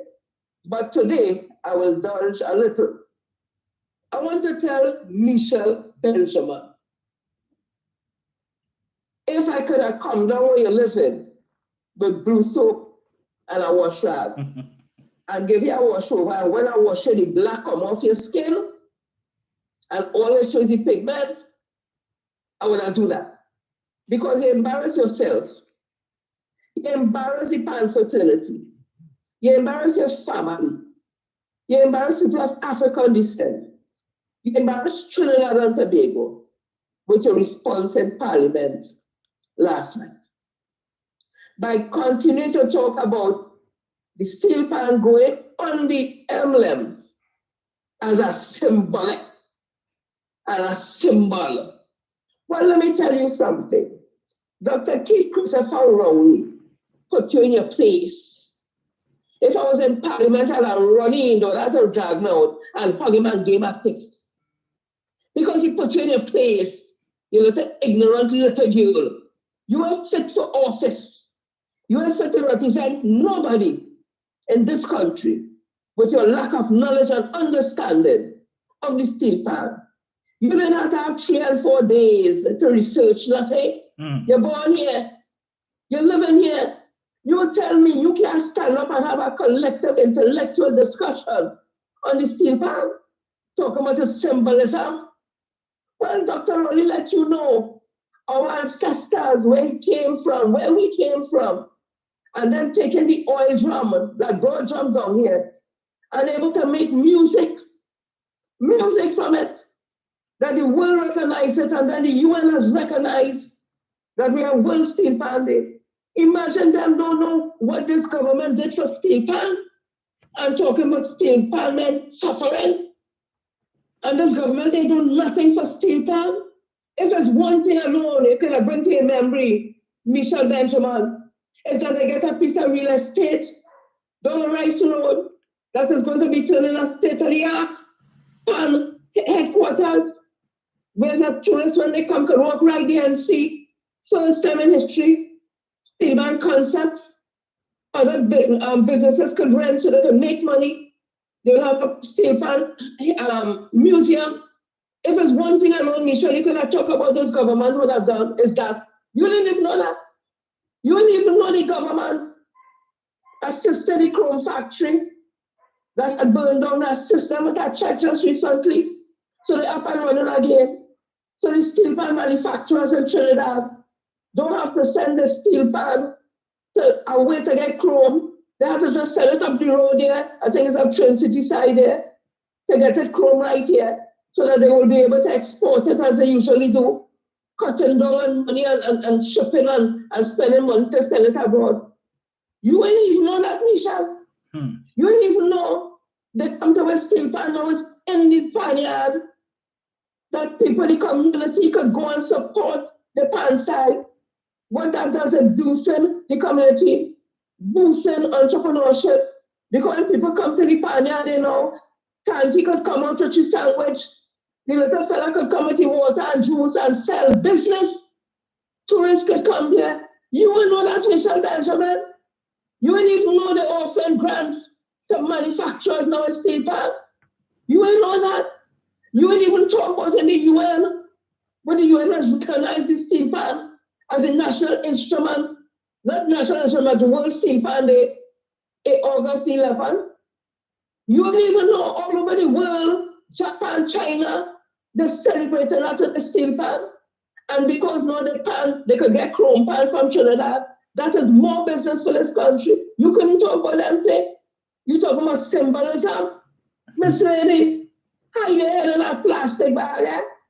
But put out areas where you could breathe proper. I don't want to suffocate or nothing. So I'm not advocating anything bad. But, okay, let me rephrase. Put it in a damn plastic, paper bag. Hide yourself. Just leave spot for you to see and for you to breathe proper. You are embarrassment. You are embarrassment again. And the UNC is an embarrassment to this country. Talk about when them come back, what they go do for pan. Otherwise, they want to do for pan. Or they want to try to make it a national instrument, or they help the pan manufacturers, or they give any grants, anything.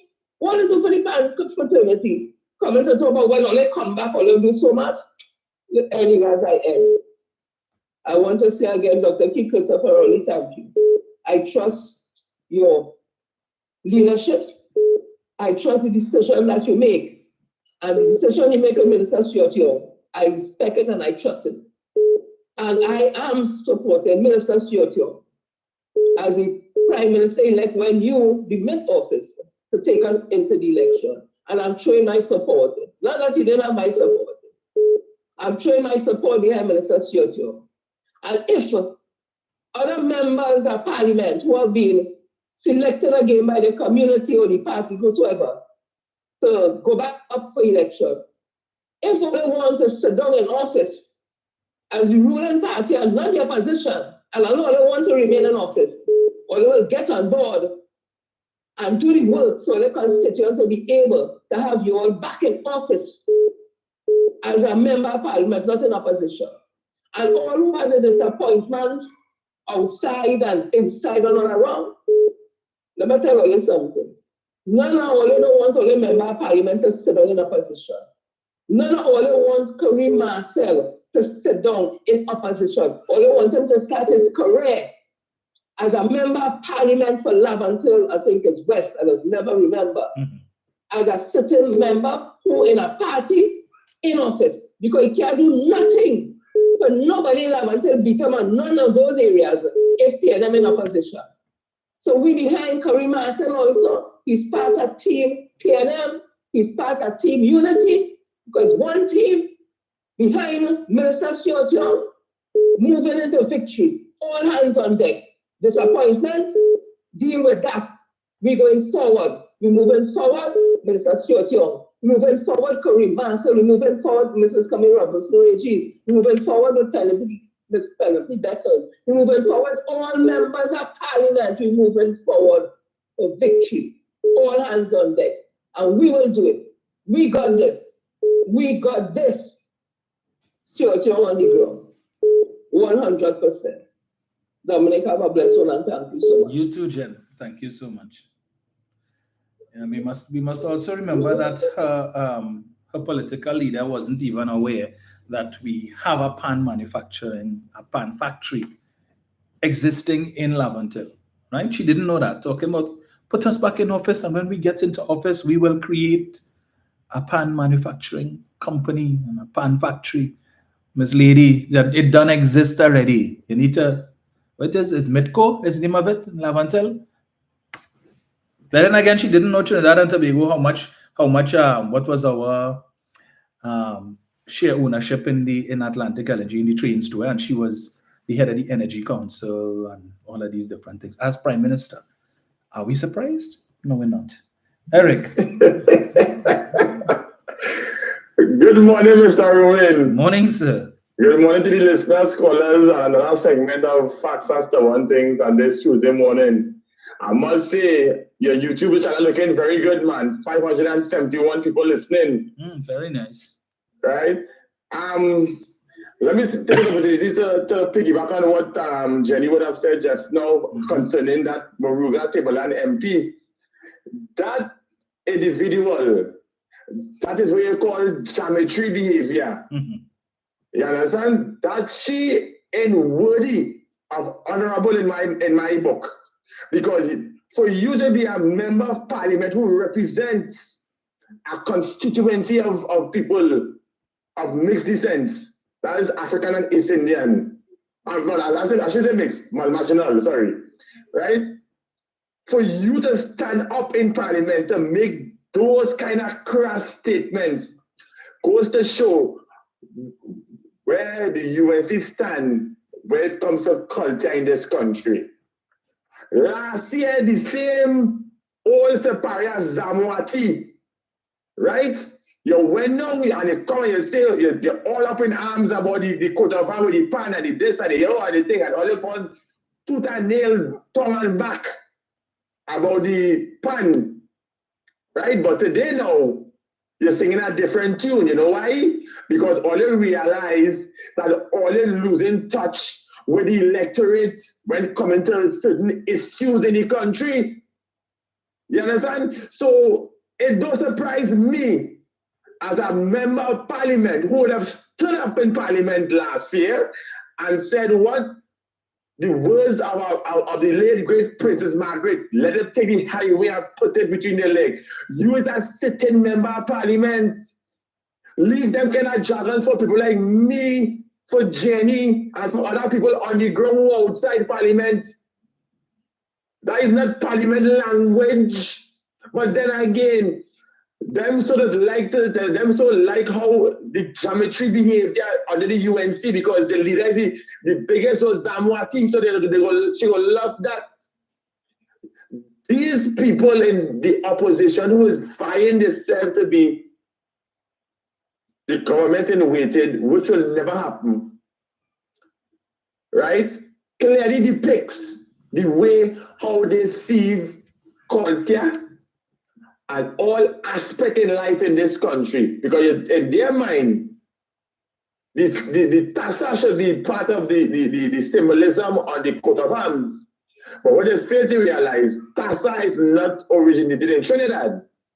In case they didn't know. Right? They need to do the history before they come and talk foolishness. And with the Winston Bastilo and all them on YouTube, do all the history, do all the fact check, research before they come on this program, because this is not no fly by night program like them or them USC throws us that going to dish out to people misinformation and disinformation. This is facts and stubborn things, right?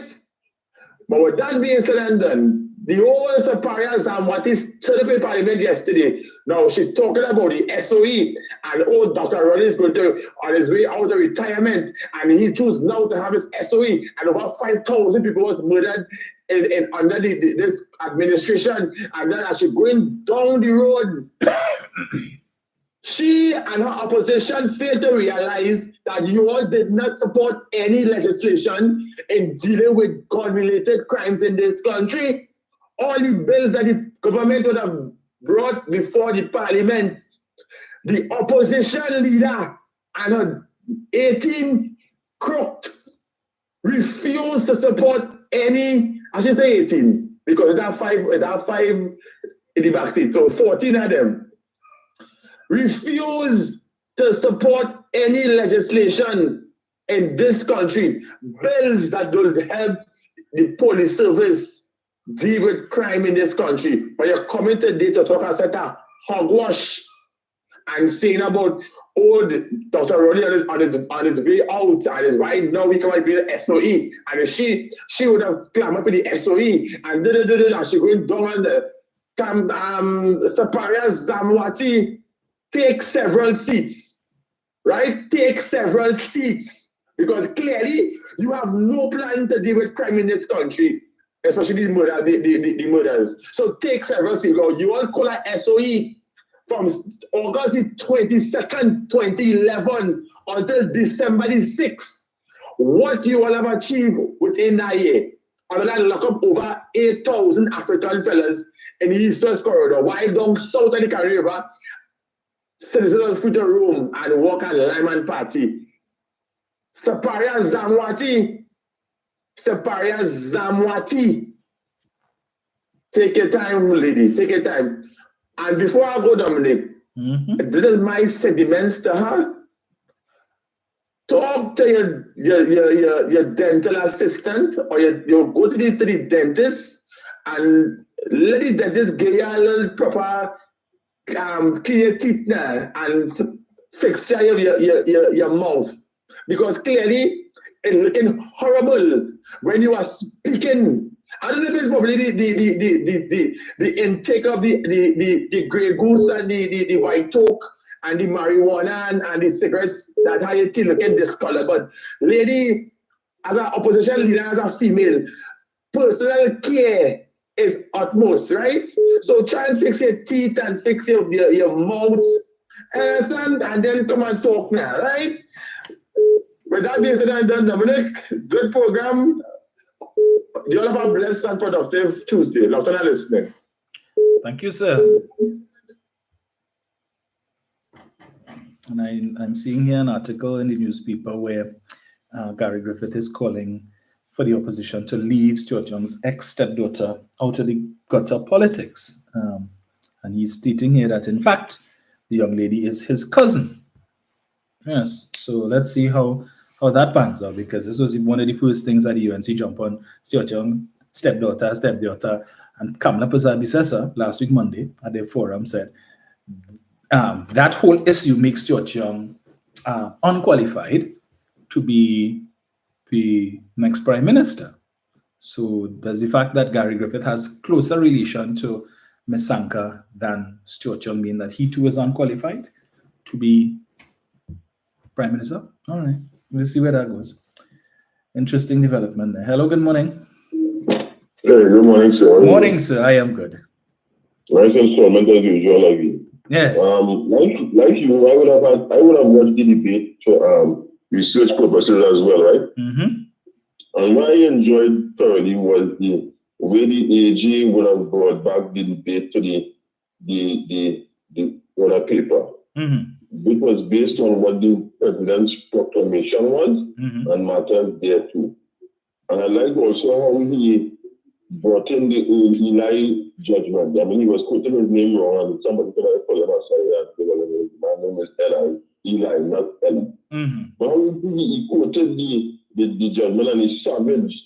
And you know, I like the question when he said, it pains me to after, and clearly you were talking about the designation of SC on the part of the Prime Minister. Yes. When he quoted, when he said it's 64 pages, and you cherry picking pages to the thing, and when one thing stops until point of the judgment with respect to that particular claimant, who initially, who in fact is now the senior superintendent of the Tobago Division, right? Yes. And in 2011, he was a sergeant attached to the Sinclair police station when he was identified as one of the group of the alleged assassin in the plot to assassinate the then Prime Minister.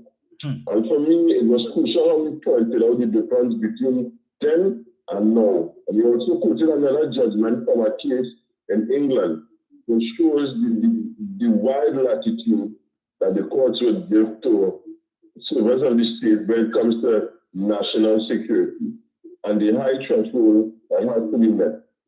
And the fact that the president does not have to give any reason or full satisfaction that a state of public emergency exists. You know? And then when you think about the contributions of Hussein and Mulal, both people, Hussein is a lawyer, Mulal has a law degree as well. I look at the substance of their contribution, chalk and cheese. And, you know, it just sets up how the rest of this parliamentary session will go, particularly now that the government only has 21 seats. The legislation the government proposes, Dominic, and listening members will only be passed by simple majority. Because clearly, from the way these people conducted a rather simple debate for me on the two issues, it shows you that they're all about naked politics and the obsession is really call the election. That's right. Like I explained to our friend, I say even at the end of this issue, because you know they're not going to vote extended like they were able to do in 2011. Even at the end of the issue, let's say Parliament is prorogued. The Representation of the People Act and the Constitution says that there must be 90 days between the prorogation of Parliament and the calling of a general election. To the release and a general election to be called a Parliament is prorogued on the 15th of April and the 15th of July. And then it will go into probably the end of July, early August. And if the election is held in the first week of August, the Parliament must be in place by the first week in September to begin a piece on preparing the national budget for passage by the end of September, early October, for the country to go on.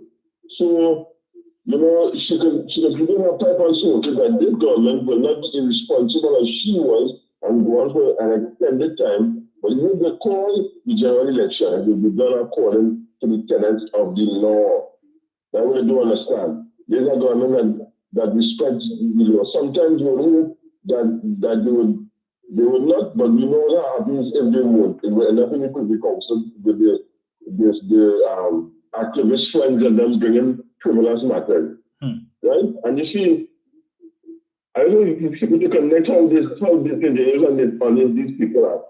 She talk about there's already challenges to this SOE, knowing well that is one of her lackeys who brought that action. Yep. And there's another one that would feel as the others did, would have brought based on the case that the AG quoted and other legal precedent. So it will come down to failure. Because when it comes to, like I said, national security and the president's prerogative to act on information given to her by the cabinet, it's sacrosanct. It can't be questioned in court. You know what I mean? because that is a decision of the executive, adhering to the separation of powers that they always talk about, preserving that. Yes. The tools on them. About the whole debate on the panel again, hypocrisy and dishonesty on display. And I was like, my word, I actually have to go back after the debate and pull up when the paper was first made, and the Honorable Senator Randall Mitchell brought the paper, and I said, but these people was now talking in Parliament. Nah, man, nah. I thought I was dreaming. I thought I was in a bad episode of Twilight Zone or the Outer Limits. You know? But I just want to say that those of us who are grounded and centered on what has to be done, know that if we guard ourselves and steal our results, it's only one result the upcoming general election we have. And I am praying and hoping that the government will at least get 25 seats.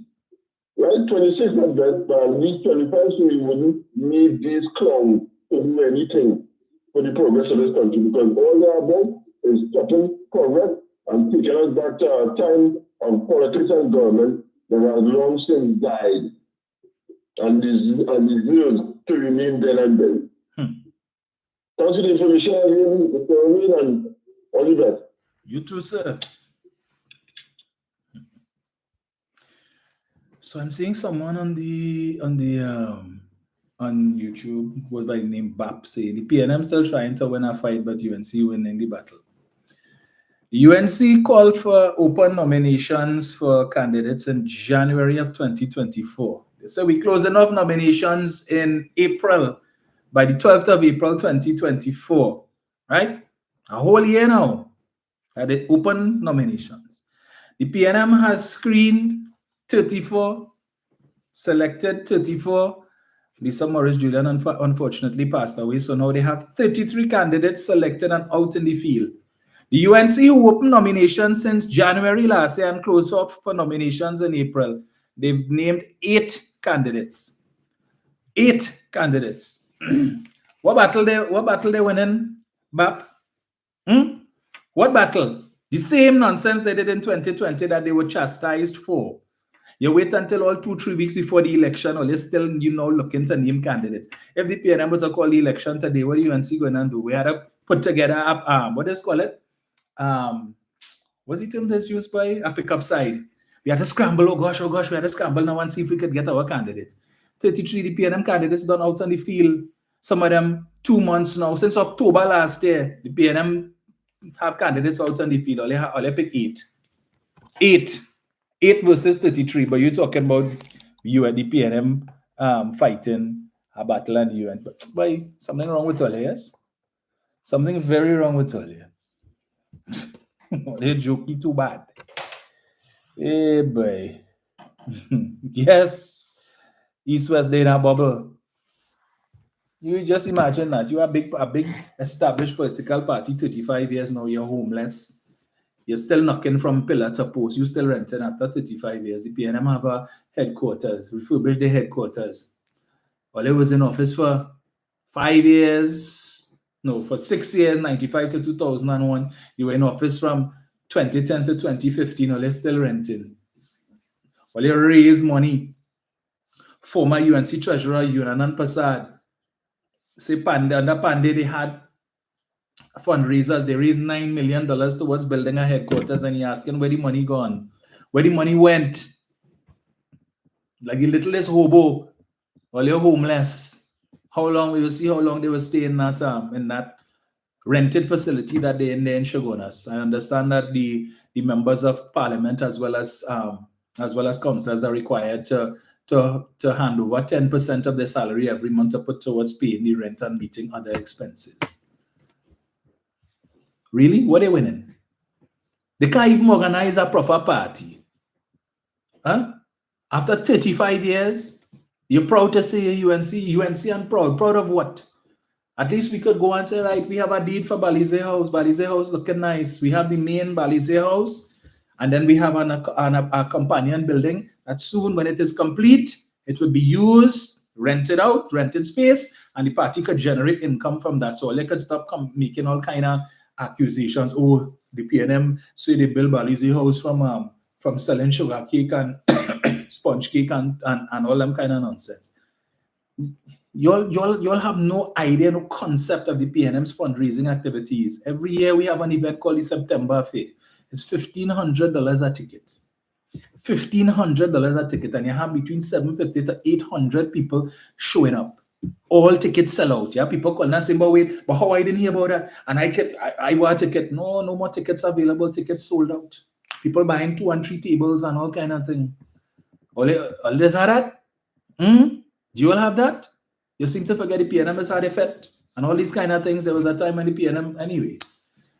There's something called buy a brick. You know? Calling on the membership, the PNM has over 100,000 members. Buy a brick. Even if it's one brick you buy for $5 or you put at $10 or whatever. That is when you have a loyal membership. People who pay their dues every year.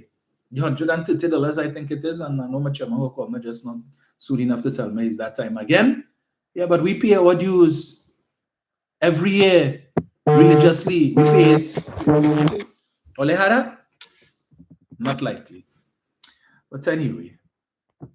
Hello, good morning. Hello, good morning.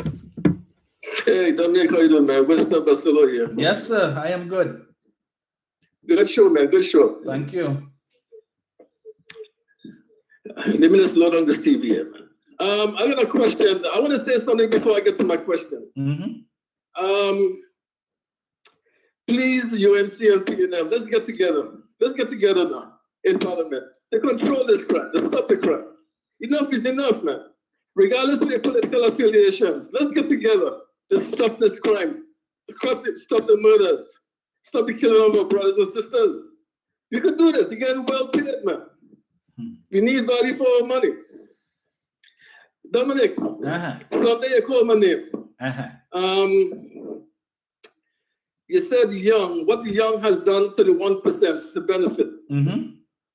So I want to answer that question. Out of the dozens of things that the PNM have done for the PNM, for the 1% to benefit, the one that sticks in my throat is the pepper spray legislation. The pepper spray legislation is controlled specifically by the 1%. Really? All right? Yes. Okay. It costs approximately $500 to get a canister of pepper spray. All right? Why? Right. It only costs $1 US. All right? Many women who work in at Kentucky Fried Chicken and the fast food restaurants and the service industry need a pepper spray. Really? It's almost a necessity. But the 1% has made it so expensive that they can't afford it. I can't find out even one woman who carries a canister of pepper spray. Okay. Simply because the 1% that Rowley has backed up has made it so expensive that who can afford it? Well, who has $500 for pepper spray? All right. Right. And that's the one example that sticks in my throat when you said what the PNM has done for the 1% to prosper. That's one example. So before you go further, let me ask you, name one 1% owned business that's selling pepper spray. Since you know it's $500, which store? What's the name of the store? I want to say the security firms. The security firms? Which security firm? Which one you said? Yeah, which one? Since you know the price. So if you know the price, you must have seen the price somewhere. Yeah, it's there. If you go on Google, you'll see it there. You'll see that they charge. Well, right. Well, if you are saying $350 TT. Well, then you tell me. $100 to make a police service application. Well, then you tell me. Well, then you tell me the name of the firm, please. Since you've seen it, you tell me. I think one of there's several security firms. One is I think it's obligated. Am I pronouncing that right? Yes. What? One of the security firm, I guess, I think is I can't pronounce the word enough. Obligated or something like that. Amalgamated. Hello. Amalgamated is what you want to say. Yes, exactly. Okay. Now, if you go online, you'll see that they're selling it for $3.50. Right. Right? Mm-hmm. Do you know a pepper spray costs $1 US wholesale? That is $7 CT. Right. So let me ask you, what is preventing anybody else from getting a license to import the pepper spray? What is preventing it, sir? Yeah, what is preventing them from anybody else from doing it? Well, you have to be an authorized dealer. Okay, and what is preventing other business owners from being an authorized dealer? There is nothing in the law that says you must be Syrian Lebanese, so that can't be it. And I suppose if you check to see who are the people who import guns into this country, you will see it's not the 1%. So the same people who importing the guns could bring in the pepper spray too, not so, and it's not the 1%. Well, you know something, I do not know. I would be an assumption if I say yes. Mm-hmm. Okay. Well, I do not know the people who are gun dealers. I do not know if they're authorized to bring in pepper spray. I will assume so. Right, because you need to get a license to be able to purchase pepper spray, right? You know that. A license from whom? Right. The same way you apply for a firearm user's license. In order to be able to buy pepper spray, you need to have a license. So when you talk about the people from KFC and stuff and things, it's not that simple. Right. You can't just go in a store and buy pepper spray. You must have a license to be able to have pepper spray because it's similar to a gun because of the damage that it could do. Now, if you're telling me that these people can't afford $500 for pepper spray, something that they would have all the time, but they could afford to pay $1,000. Well, when you're working for low money at Kentucky Fried Chicken, right? And you're leaving home, going home 8-9 o'clock at night, right? Yeah, I think it would be in the best interest of the people of Trinidad and Tobago and the politicians that they have an affordable price for that young lady to have a pepper spray, so she will not get raped or killed or mugged or murdered. Right. So you're telling me the young lady can't afford $500 for a pepper spray, something that is long term, but you will see her spending money to buy the ticket for Army Fete and the outfit for Army Fete for one night.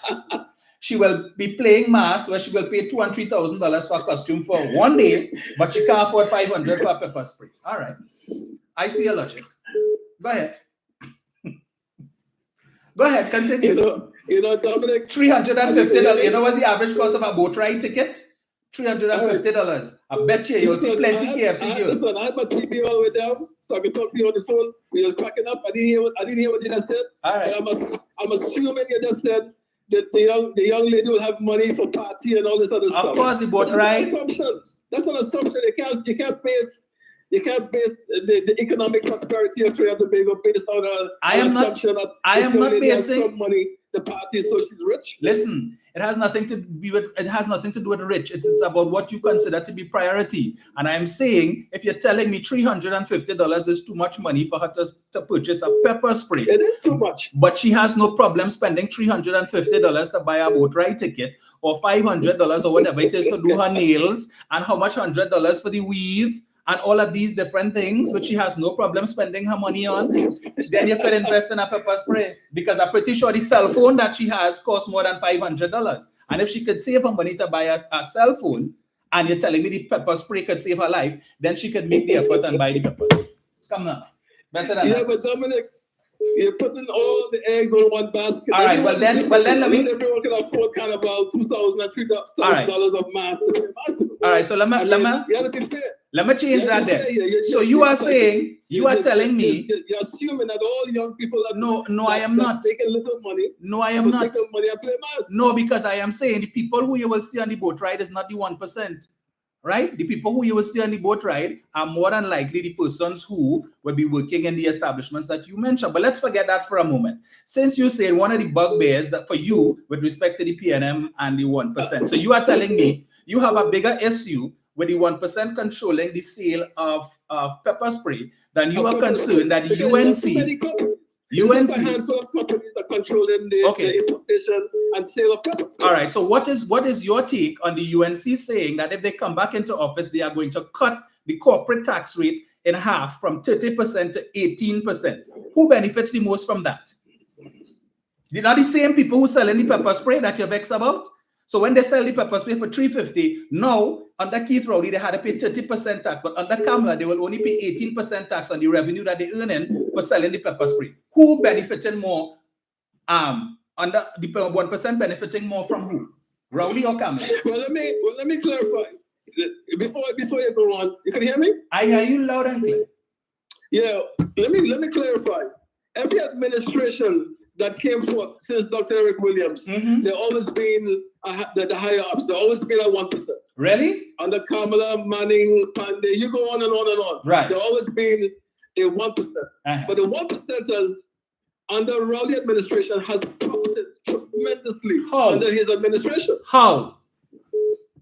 I just give you an example. You gave me one example. I just told you that under. I'll give you another example. Give me the next example. I'll give you another example that Go ahead. Australians could comprehend. Go ahead. When you go on a Sunday market, many of the fruits and vegetables you may see are importations with tags, with foreign tags on them. As what? All right. When you go on a Sunday market and you see these foreign tags on fruits and vegetables, who imported these things? Which fruits and vegetables?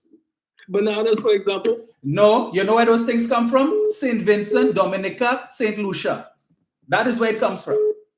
So when you see the boat coming, on the port, when you see it coming on the port, you know what? You know who brings it? You know how they just get it? No, my friend. When you see these boats coming on the port, it's not for the 1% it's going to. All right? When people come in and they buy it and it goes to the central market and the Namdevco market in Macoya, and the people go and they buy their stuff there. They're not going and buy it from no 1%. I don't know where you get that from. The importation, of these things are controlled by the so-called 1%. Really? How so? How so?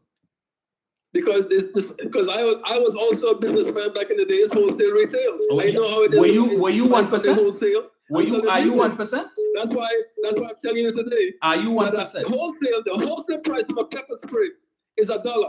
$1 US. In the United States. In the United States. Around and selling it for $3.50. Right. And then to add insult to injury, they're charging you $100 application fee, and they train at a bigger police service. Winston, it could be $350. Winston, you're making a moot point for the simple reason that you have to get a license, right, to be able to purchase pepper spray. So unless you have a license, you still can't buy it. So what is your point? How many people? I think Fitzgerald Hines says only about 300 licenses have been given out to persons to be able to purchase pepper spray. 300. Which 1% going and invest a certain money in pepper spray for such? Legislation approximately 3 years ago, it was approximately 700, maybe a little bit more, has gotten pepper spray. Okay, so 700 people get pepper spray. You think any 1% that making sense to them? That you invest, you buy thousands of pepper spray which has an expiry date, and so far only 700 people buy, and you only looking at the expiry date every day. Oh gosh, I wish they hurry up and get more people. This thing going to expire. This thing going to expire. That making sense? Which businessman does that? Come now, man, Winston. Really? That's how you all operate in the US? That don't make no sense. Businessmen looking for fast turnover. You don't go and invest in a whole set of inventory and you have it in your warehouse and nobody buying it because nobody ain't getting license, or they taking months to get people license. No 1% ain't going to do that. Come now, man. Better than that.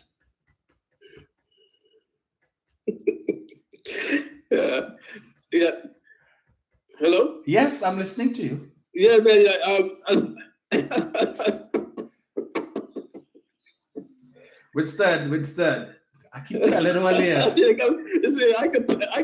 could debate all morning. I didn't study finance just because, you know. I know you only have 2 minutes left, or 3 minutes left on your life. All right. So, listen. I wanted to ask you another question. Are you going to put yourself into screening for the political party? I don't know. I'm considering it. All right. Yeah. But rest assured, it wouldn't be for the UNC. Let me ask you another question. Have the UNC did anything good in your eyes? Not much, you know. I give them credit for instance, the e-tax, when they introduced that platform to enable people to file their taxes online instead of filling out forms and stuff. That's one of the things that I credited them for. Right? Yeah, I give them kudos for that. But there isn't much more that I could really say, because when it is, I see the kind of money that is spent on things and the money should have been, it could have cost less. I look at, okay, under Kamala, there were less hospitals than under Keith. She built 1, Keith built 5. I looked at under Kamala, there were no new ferries purchased, but Keith Rowley bought 3. These are the things that I look at when I try to decide. So, you know, there isn't much I could really think about. They didn't do anything of wood in the energy sector. So let me ask you, the $500 grant to babies with mothers is not an honorable contribution? No, it's not. And what about the laptop program? What about the laptop program? Is not an honorable contribution? If it is, that 2 things. One, if you had incorporated it into the syllabus so that the students could actually use it in school, yes, I would agree with that. But when you just give them laptops and say we give them, and they come and they can't use it in the classroom because the syllabus doesn't accommodate it. So if you're using your laptop during class, you could get put out because the teacher could say, hey, you're supposed to focus on what is on the board. Then you give it to everybody, but you didn't consider that there are some students who didn't need it because they already have laptops at home, such as the 1% children who also got laptops. Do you agree you should give laptops? The state should give laptops to 1%, the children of the 1%, who probably have a MacBook, they have the iPad, they have their cell phones. So you just give them something that they don't need just because. It should have been means tested. So what are you saying? Under your eyes, only those who are qualified for the laptops should have gotten the laptops. That's what you're saying? That's what I am saying. Okay. And then on top of that, you didn't put any facilities in place. What is that? Well, the 1% pay taxes. Yes, they do. So don't you think that their children qualifies for a laptop? Yeah, the 1% pay taxes, but they don't qualify for an old age pension. Well, that's true. Yeah. That's true. There you go. I mean, one thing has nothing to do with the other, but then no, but that's the same thing. If your argument is that they pay taxes and therefore they should be entitled to everything, but I am saying there are certain things that the government provides which they don't qualify for because of their economic status. So you can't just limit it to one thing. They cannot qualify for pension, and therefore I am saying with the issue of the laptops, let it make sense because it's scarce taxpayers' dollars that you're using. So why give it to these people, children? And I can tell you, I am not 1%, but when my niece and nephew got the laptops, their mother told them take it back because their father lives in the US and he sent them iPad and he sent them laptop. What's that? You said a child had gotten a laptop. My niece told them to take it back? Yes, my niece and nephew, their mother told them take it back because they had no use for it. Their father lives in the United States and they already had MacBook and they already had iPad. So you give them a laptop to do what? To just have it sitting down there and they're not using it. And it certainly doesn't give them the same level of satisfaction as the more high-end devices that their father purchased for them. So what's the point? Give it back and let the government give it to somebody who needs it. You're right. I agree. I agree with you. There you go. Well, hello? Yes, sir. Yeah. I mean, why is it that the $500 grant is not an honorable contribution? I mean, if the woman don't know how to feed this newborn child, why is she the victim? She's not a victim. Where is the child's father? Where is the child's father? Hello? Yeah. Hello? Yeah, where is the child's father? That's a question you got to ask the court. Ask the court? Really? That's a question you got to ask the courts of Trinidad and Tobago. Where's the father? The thing is, as a society, the world judges a society how you treat its citizens. Okay. All right? I believe so. Let me ask you something. I believe that Let me ask you something. You live. Grant was an honorable contribution by the UNC. Right. So you live between the US and Trinidad. Does the US have a baby grant? Does the US have a baby grant? Mm-hmm. No. Why? I think they have what they call food stamps. Oh, okay. Okay. So why they don't have baby grant? Which is the equivalent of food card in Trinidad. Really? So should the Trinidad and Tobago government take away the food card? If they should they give the food cards to persons who are deserving and who need it. Exactly. Right. That's my point. Okay. So why don't you think the $500 grant is not deserving of a mother who has a newborn child and have no way to take care of this child because the father ran off. He bang and run off. Okay. So basically you're saying put things in place so the father could say, well, you could go and apply for a baby grant, so I don't have to give you no money. No, that's not what I'm saying now. No, but that's what you're saying. Accountable to the You're saying action. so the father run off. The father run off. The So mother is not the immaculate conception. okay, She well has then to why take care of not? someone else. Why not do what the All right. PNM is doing and say to the mother, come and get $20,000 to start a business, and we will teach you how to start and run a business. Which would you prefer? 500 a month to buy, or there you go. Dominic, I agree with you. Well, there you go. I agree with you. Mhm. But in the meantime, the baby needs to be fed. Okay. The baby needs to be fed. Mhm. I mean, you know how much for a can of Infamil in Trinidad? No, I don't. About 100 something, about $160 for a can of Infamil. Okay, That's the baby formula. No mother could afford that. And how long does it take for a child to grow in the mother's stomach? Approximately 9 months. So she had 9 months. For 9 months, she knew that her baby was coming and she would need to buy milk, right? Yes. So why didn't she prepare for that 9 months? All right. So Dominic, what you're saying is, Dominic, I understand what you're saying. Mm-hmm. I understand what you're saying. Winston, you need to stop enabling slackness. Stop enabling slackness. Sometimes the father doesn't have a job, the mother doesn't have a job. Okay, someone has so to step up. really, so you know your man don't have a job and you went and get pregnant for a man who don't have a job? That making sense? You're right. Any man who don't have a job has no right to be knocking up nobody your child. What happens to the baby? You had 9 months to figure it out. He should have gone and get a job. Don't society now has to step up and take care of that child? No. Society, when you all were lie down together, the society was involved in that. When you made the conscious decision to have unprotected sex, the society was involved in that. Society didn't tell you to go and have unprotected sex. You made that choice. So you have to live with the consequences. Society shouldn't have to come and bail you out because you were irresponsible. In the same way, in the United States, the Republicans always say there's a sort of freeloaders and whatnot, and I think they don't want to forgive debt forgiveness for student loans. They don't want the poor to get money for anything that the government does to help out the poor. Freeloaders. And they're taking taxpayers' money and giving it to these people who are sort of lazy bums. Isn't that what you all say in the US? Yes. There you go. Don't you think debt forgiveness with respect to student loans is a good thing for people who are struggling in the United States and paying after? I don't agree on the student loan thing. In what Biden wants to do. Okay. Why do you agree with that? That's my personal view. Why do you agree with it? I also think that my personal view is if shit happens. Let's face it, in life shit happens, man. No, but why you do agree with it? Because I don't understand. I don't understand how you could agree with baby grant for irresponsible job. Yeah, but I don't understand.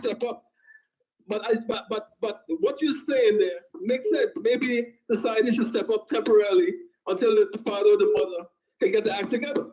Yeah, and when but you need to trade, learn a course, do something. Yeah, but Winston, you need to understand something. All right. You are saying instead of giving them fish, you're gonna teach them how to fish. Yeah, but you're saying until they step up. But if it is, I keep giving you $500 a month. Where is the incentive for you to step up? You just go and relax and say, well, I ain't ready yet. So you make and then you make a next child again. So of course now I can't go and do nothing because I have 2 young children to mind, and I get to know $1,000 a month. Something, Dominic. Was that? You're absolutely right. Yeah, I agree with you, and I would say that's not a P&M thing or a UNC thing. That's just a conservative attitude that most Trinidadians have. Thank you, including me. Yeah.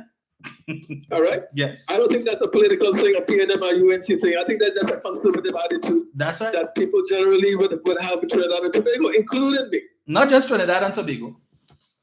All right. Yeah.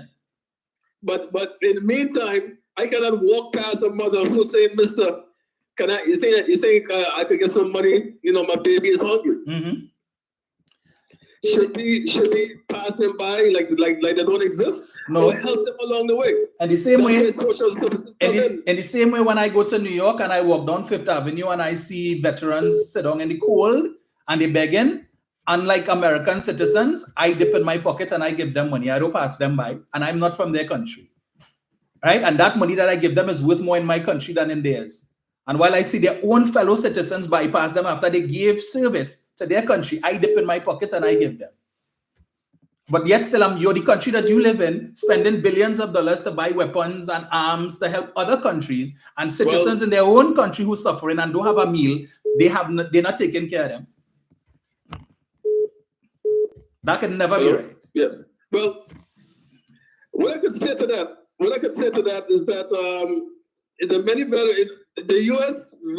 veterans are well taken care of by the American society. They should be, but not all of them. They get free housing, they get the free food cards, and they get money as Social Security and disability every month. Okay. That the new administration wants to take away. All right.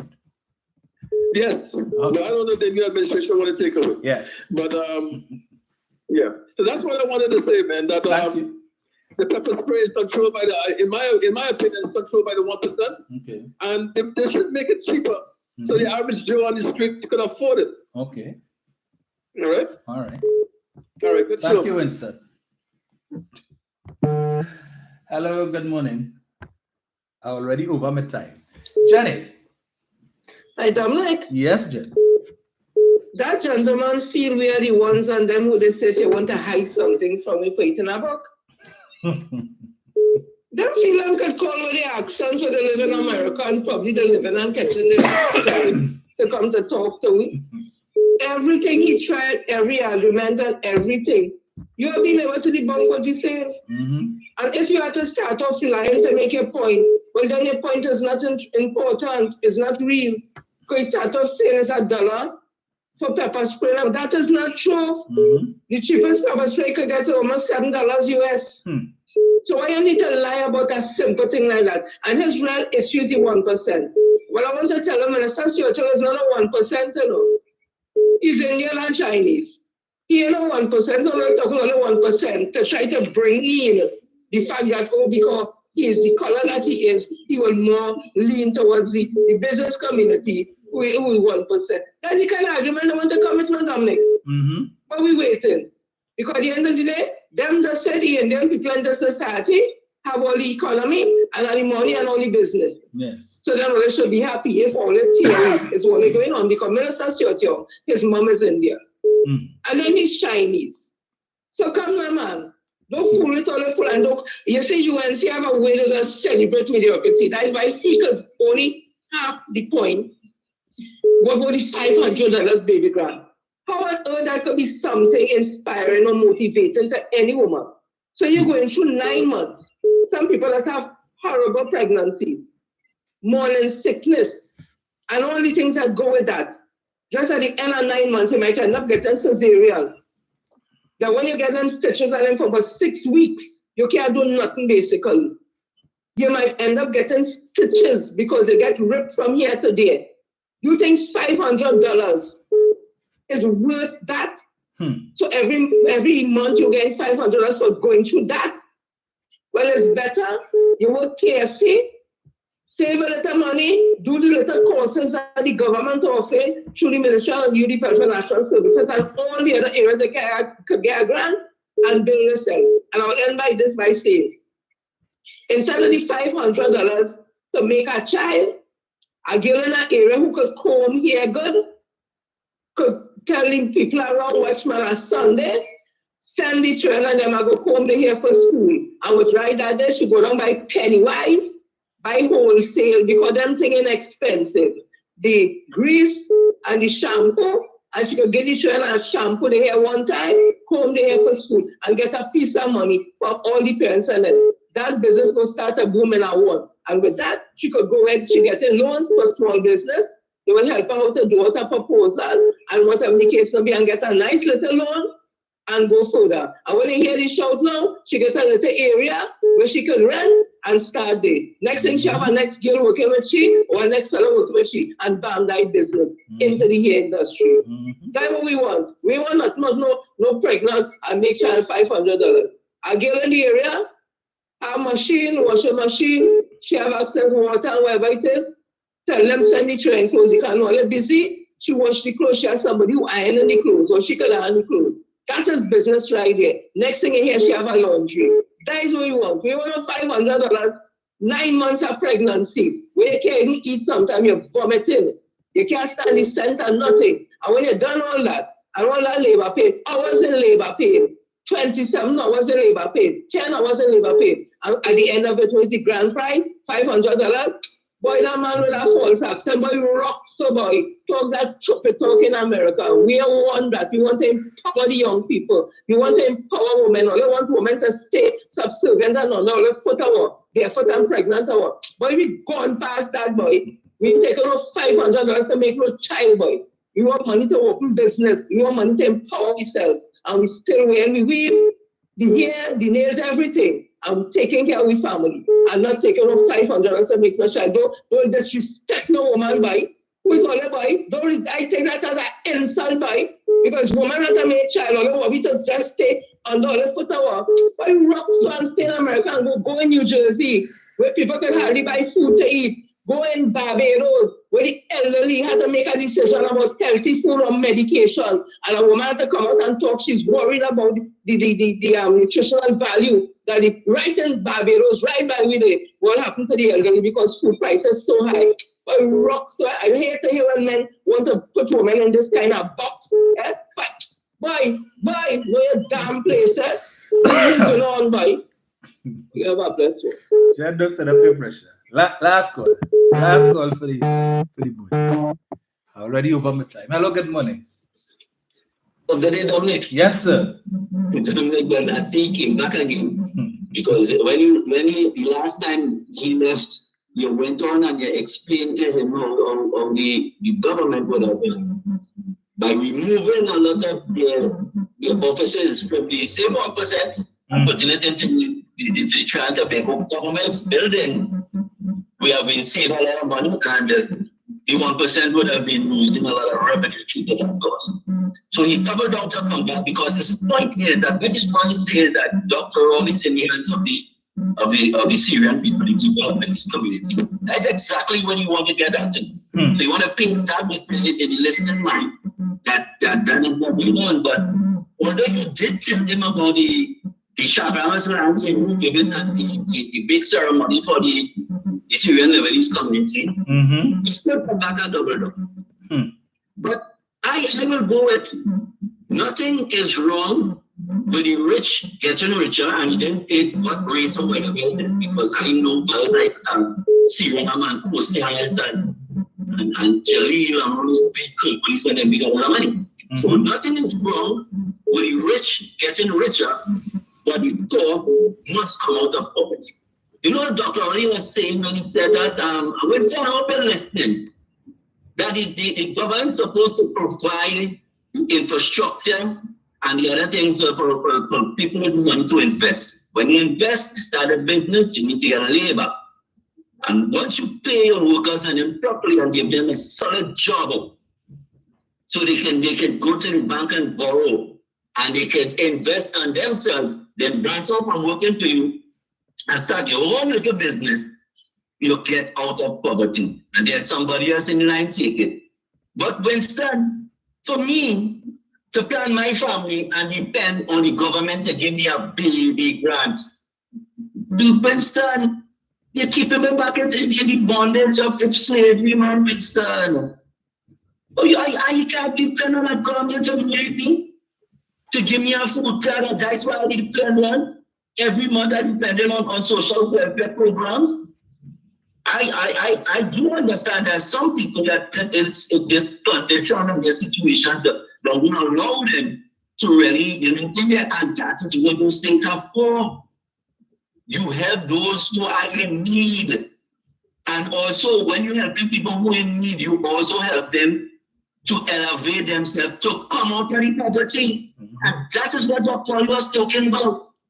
I know families and them who have that child who was born special, and there's no hope for that child to go there to hope to become something. But the family poor and when they children, they leave, they're born on the way and the mother will choose to stay with that one sibling. I know of a family where the government and them minding that child. That child is getting money every month on the button. That is what these social programs are for. If you want us to think that there's no need for anybody to get any baby grant. You hear what Winston? It's best to come out and say the 1% of them should assist the poor families to help them, because 1% of them own a company called Dairy. They have to sell milk and those things. And they have other things. So you can assist by going in their businesses and do hampers. And they have an idea on which hampers that they were going to go and job the bodies that who do these things, like you have the Catholics and then maybe their place, and they think, give it to them and let them give it out to the poor people. Or you put up a special modeling program for people who are in Nigeria and it's not much to get. Once you qualify, you give it to them. So you're going down that road about keeping black people in poverty. While the other people, they don't want that. They rather you give them something so you can start something. Start a business. Every other thing they want to start a business. If it's just to put a double scat at the side of the road where you're blocking people, you move them. And when they're done, city council come and clean up the place. Right? But they don't want to know, but they want things like that. And you calling to put for me to keep me to believe and run with your logic to keep me back in the Stone Age. Come on, Winston, we better and catch up. You're making a set of something going on and I tell you, Winston, all it was so long, Dr. Rolly statement, but I got powerful statement. That man is a brilliant man. See that nothing is wrong with the rich getting richer, but the poor must come out of poverty. It goes deep in the veins of people who are looking to better themselves. Because if the rich have the monies, and if they're going to invest the money, they want returns. And in doing so, when they invest in the money, they need labor. So they have to pay people. But once you get a job, and you can save the money, instead of going to the right every month or every 2 weeks or so, and buying a set of chocolates, and trying to save the money. And when you build a capital, start something, do like what Jenny said, buy some product, buy some machinery, and start thing, do something. Go build a little thing at the side of the road and sell some little products at the side of the road. But do it through the corporation, and when you think you lobby your minister, your representative, they say, look, listen, I identify that something I'm using it temporarily. The structure I'm going to put up there, that structure, it will be removed at a moment's notice. I want permission to go there and set up the thing. I can make some money over things and stuff. If I have to pay rent to the corporation, so be it. But you know why I go in? I'm pulling myself out of poverty. So don't come here that stupid baby grant nonsense at your laptop. That laptop program will tell you what that laptop was. That laptop was to give a contract to one of the finances. You purchase the laptop and sell it back to the government about 10 times the average market price. So they instantly become millionaires because you multiply how much laptops are you thinking. Did the average how much you went in schools? And they get them a purchase order, they buy the laptop. So you become a multi-millionaire overnight. And you know what? As you said, some people are giving the laptop because they don't need it because they have a much more better laptop than that. I was one of those persons. My daughter laptop was purchased in Miami long before they come up with it. So when they come and they give her a laptop, I tell them to take it. It's okay, she has one. And the one that she has is about 1,000 times better than that crap they give them. One thing about that. So they just do, you see, UNC has ideas, but they never meant good on the idea. Everything that they implement is how we get a kickback from it. And that's where the UNC problem lies. So they'll come up with a nice, brilliant idea. For instance, like the anti-gang bill or the wellness product, the anti-gang bill. And then they come and they take section 34, everybody say, okay, like that, I'm going to tease up court. A man who's so long in jail for what, petty thing, and he poor and he just can't nobody really bail for him, and he just had to sit down there waiting time for kids to call out and things. They bail them for us and then, but they use it to bail us from Steve. And the rest of them who went to inside the UNC. So that is my argument and my point is that's what the UNC can never make a good governance. Because They are brilliant people, well-educated people who think it, but they use the education and brilliant to some scheme. So they will come and tell you they're going to build a building, and the building, when they don't build the building, you can build another building without money. But you don't build balance what's going. Look at the highway, look at the overpassing crib that Patrick Manning and them had started the whole program, everything was done in place already, everything they got contracts. And when good thing Dr. Ori come in, because the contracts come cut back by half, I get one interchange on my side, I see the traffic a lot. So Winston, when you say in the United States, you think come in here for the propaganda. It's either two things I see about it. Is that you expect to come back to Trinidad. When you come back to Trinidad, you have nothing, so you expect that you'll be able to get those social programs and those things. Well, that is not beneficial in the life for you. Or you just part of the UNC propaganda of Cambridge Analytica. But yeah, you're coming in the wrong segment to talk that about. Thank you very much. Thank you, sir. Before I leave, I will add quickly to that, right? With respect to the Dr. Rowley's statements about nothing wrong with the rich getting richer. Many of the people who took issue with that and still have issue with it fail to acknowledge the fact that they have a job because of the desire of the rich to get richer, right? The desire and a lot of these companies that we like to chastise is the 1% and some. You're behaving as if it's the only jobs that they offer is minimum wage jobs. You have persons who working in these big corporations like Ansa McCall and stuff who have high positions making $60, $70, $100,000 a month, and they are not Syrian Lebanese. In fact, the chief operating officer for years for Ansa McCall was Jerry Brooks. Jerry Brooks is an African, and they give these high positions. Managing director of Ansa Merchant Bank and managing director of Ansa Bank and all of these things, sector head in this department and in this company and that company, and these people are not 1%. They are persons of African descent, East Indian descent, mixed, who get these they go to school, they study, they come back to Trinidad, they choose to come back and they apply for jobs and they get in all these big jobs and making tens of thousands of dollars every month and doing very well from these same 1% owned companies that we want to knock. So what is preventing you from going back and study? My sister-in-law used to work in CPEP and she realized that she really wasn't getting anywhere with that. You know what she did? She went and she did a nursing course. And today, she's in a much better position. She did not embrace poverty and say, well, this is my lot in life. My kid's grown. Both of them are grown. My nephew is in the Coast Guard. Right now, my niece is doing her own thing. My sister-in-law didn't say, well, all right, well, I'm good now. I don't have any more kids to take care of, so I could continue working in CPEP. And the money that I'm making from that, I will make it do for my own needs because my kids taking care of themselves. No, she wanted better for herself. And now she was able to purchase a car and all of these different things because she did not embrace poverty. She did not.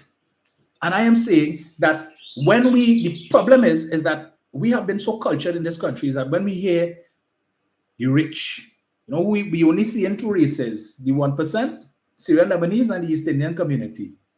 But we wouldn't look at people like same certified Samson, who didn't decide that he's just going to stick to comedy and all the money that he's making from the comedy, right? Because he's a brand ambassador, just because of the content that he creates. You have things like companies like Popeyes and whatnot and stuff who say, hey, we want this man as a brand ambassador to be promoting our product in his content, right? Because he has a following. He has over 1 million people. So every time he does a video, the possibility exists 1 million people could see it and right. So they latch on to him and he get money for that. He could have just rocked back and said, well, I'm good with that. But no, he decided to, you know what, let me start a business. He started with the lolly business first, and then he went and he opened Certified Scoop. One branch in 5 months. 5 months ago, the first branch opened. And now a second branch has opened. And now he's thinking big. He's saying he wants to open his Certified Scoop regionally, and who knows where it could go after that. When you look at the story of brands like Ben & Jerry's and all these different things, where they started. So he is already, he's a young man of African descent and he's looking forward. So who knows, 10 years from now, he could probably have a chain of ice cream shops all over the Caribbean. And he could decide he wants to branch off in some other type of business. The other one, Kyle Boss. He didn't just say, well, okay, I will just rock back and rest on my laurels from the money that the monies that I get in from comedy, because I sure they get money from TikTok and wherever, what other platforms that they on. He went and he opened a coffee shop, the 5 a.m. club or something like that on Monroe Road. And I'm sure that he is inspired by his colleague, Certified Samson. You know what he will do? He will probably next thing see a 5 a.m. club open in Arima or in Port of Spain. But they have seized the opportunity. They see. So all who say, oh God, and whatnot, and complaining, things so hard and the economy bad and people struggling. So how is it that these young men, you have people older than them, you know, complaining about things so hard and people suffering and I can't buy. But these young men grasping the opportunity to go and start a business and making money. And they hiring people. They created opportunities coming out of a desire to be wealthy. So who is stopping their workers from saying, well, hey, you know, I see how this thing does work. Let me go and take up the government offer and see if I can get at 20,000. But it's not just, it doesn't stop there, because the government says 20,000 is the grant. But if you need more, we will put you with Nedco. Republic Bank has now jumped on the bandwagon and say we're willing to give up to $100,000 to new startup businesses. But Republic is also giving you training before you get the money. They're investing their money and giving you training, bringing the best people to come and talk to you and guide you on how to run a business for 2 weeks or a month or whatever it is, or 3 months or whatever is the period. I can't remember. But they're spending the money for you to come and learn. It benefits you. And when you're finished, you take the $100,000 loan, they're guiding you. They're not going to leave you stranded, because it is in their best interest to make sure your business succeeds so that you could pay back the loan. But when it is they see you're doing well and you're making good use of this 100,000, you could then come back and borrow 250 or 500,000. And you too could become rich and hire people. So we need to stop thinking every time we hear about the rich and the rich getting rich, all you're seeing is Saga, Abood, Hadid, Sami, Bhagwan Singh. That is all. We have been cultured. When we hear rich, that's the only people that we think about. So what's stopping you from starting taking advantage? Because understand, this is PNM policy. Kamala continues to speak mere months before a general election about we will create 55,000 jobs. That is all she's talking about, creating jobs. She will decide, and her government will decide what your paycheck is. She is talking about cutting the corporate tax rate so that the businesses, according to her, will use the tax savings to expand the businesses to become richer and do what? Hire you and give you a job. You have no control over that paycheck, because if the boss said that is what your position is worth, that is what you will get every month. She keep talking jobs. She's not talking anything about entrepreneurship. Keith Rowley and the PNM is telling you we're creating opportunities and we're looking for persons as young as 18. If you start a business at 18, the world is your oyster. By the time you're 30, you know how much things you could do, how many other businesses you could have. But we're not talking about that, you know. You have fools like Arnold Roberts and David Nackett only talking race. And don't vote for the PNM because the PNM is supposed to be a black man party, and like they come and put a Chinese. And what that says for the black man, they didn't care about the black man. They couldn't get a black man to be the CEO of Heritage. And look at the cabinet, and look at all of that, and look who they put to act. They put in the black man to act. And that is all they tell you, to try and tie up your head to say, yeah, they really ain't like black people, right? Really? Really?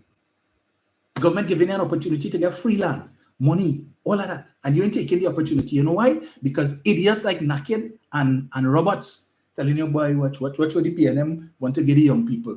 They were here to go and work in the hot sun and digging dirt in the hot sun. And you have the same young people, 18 and 19 years old, doing TikTok videos and talking that stupidness and influencing their fellow colleagues who have the same age bracket, when they don't understand what the program has and what they could get. They successfully fooled, so they're not interested in that. But meanwhile, they're telling the UNC supporters, hey, yeah, we chain them up.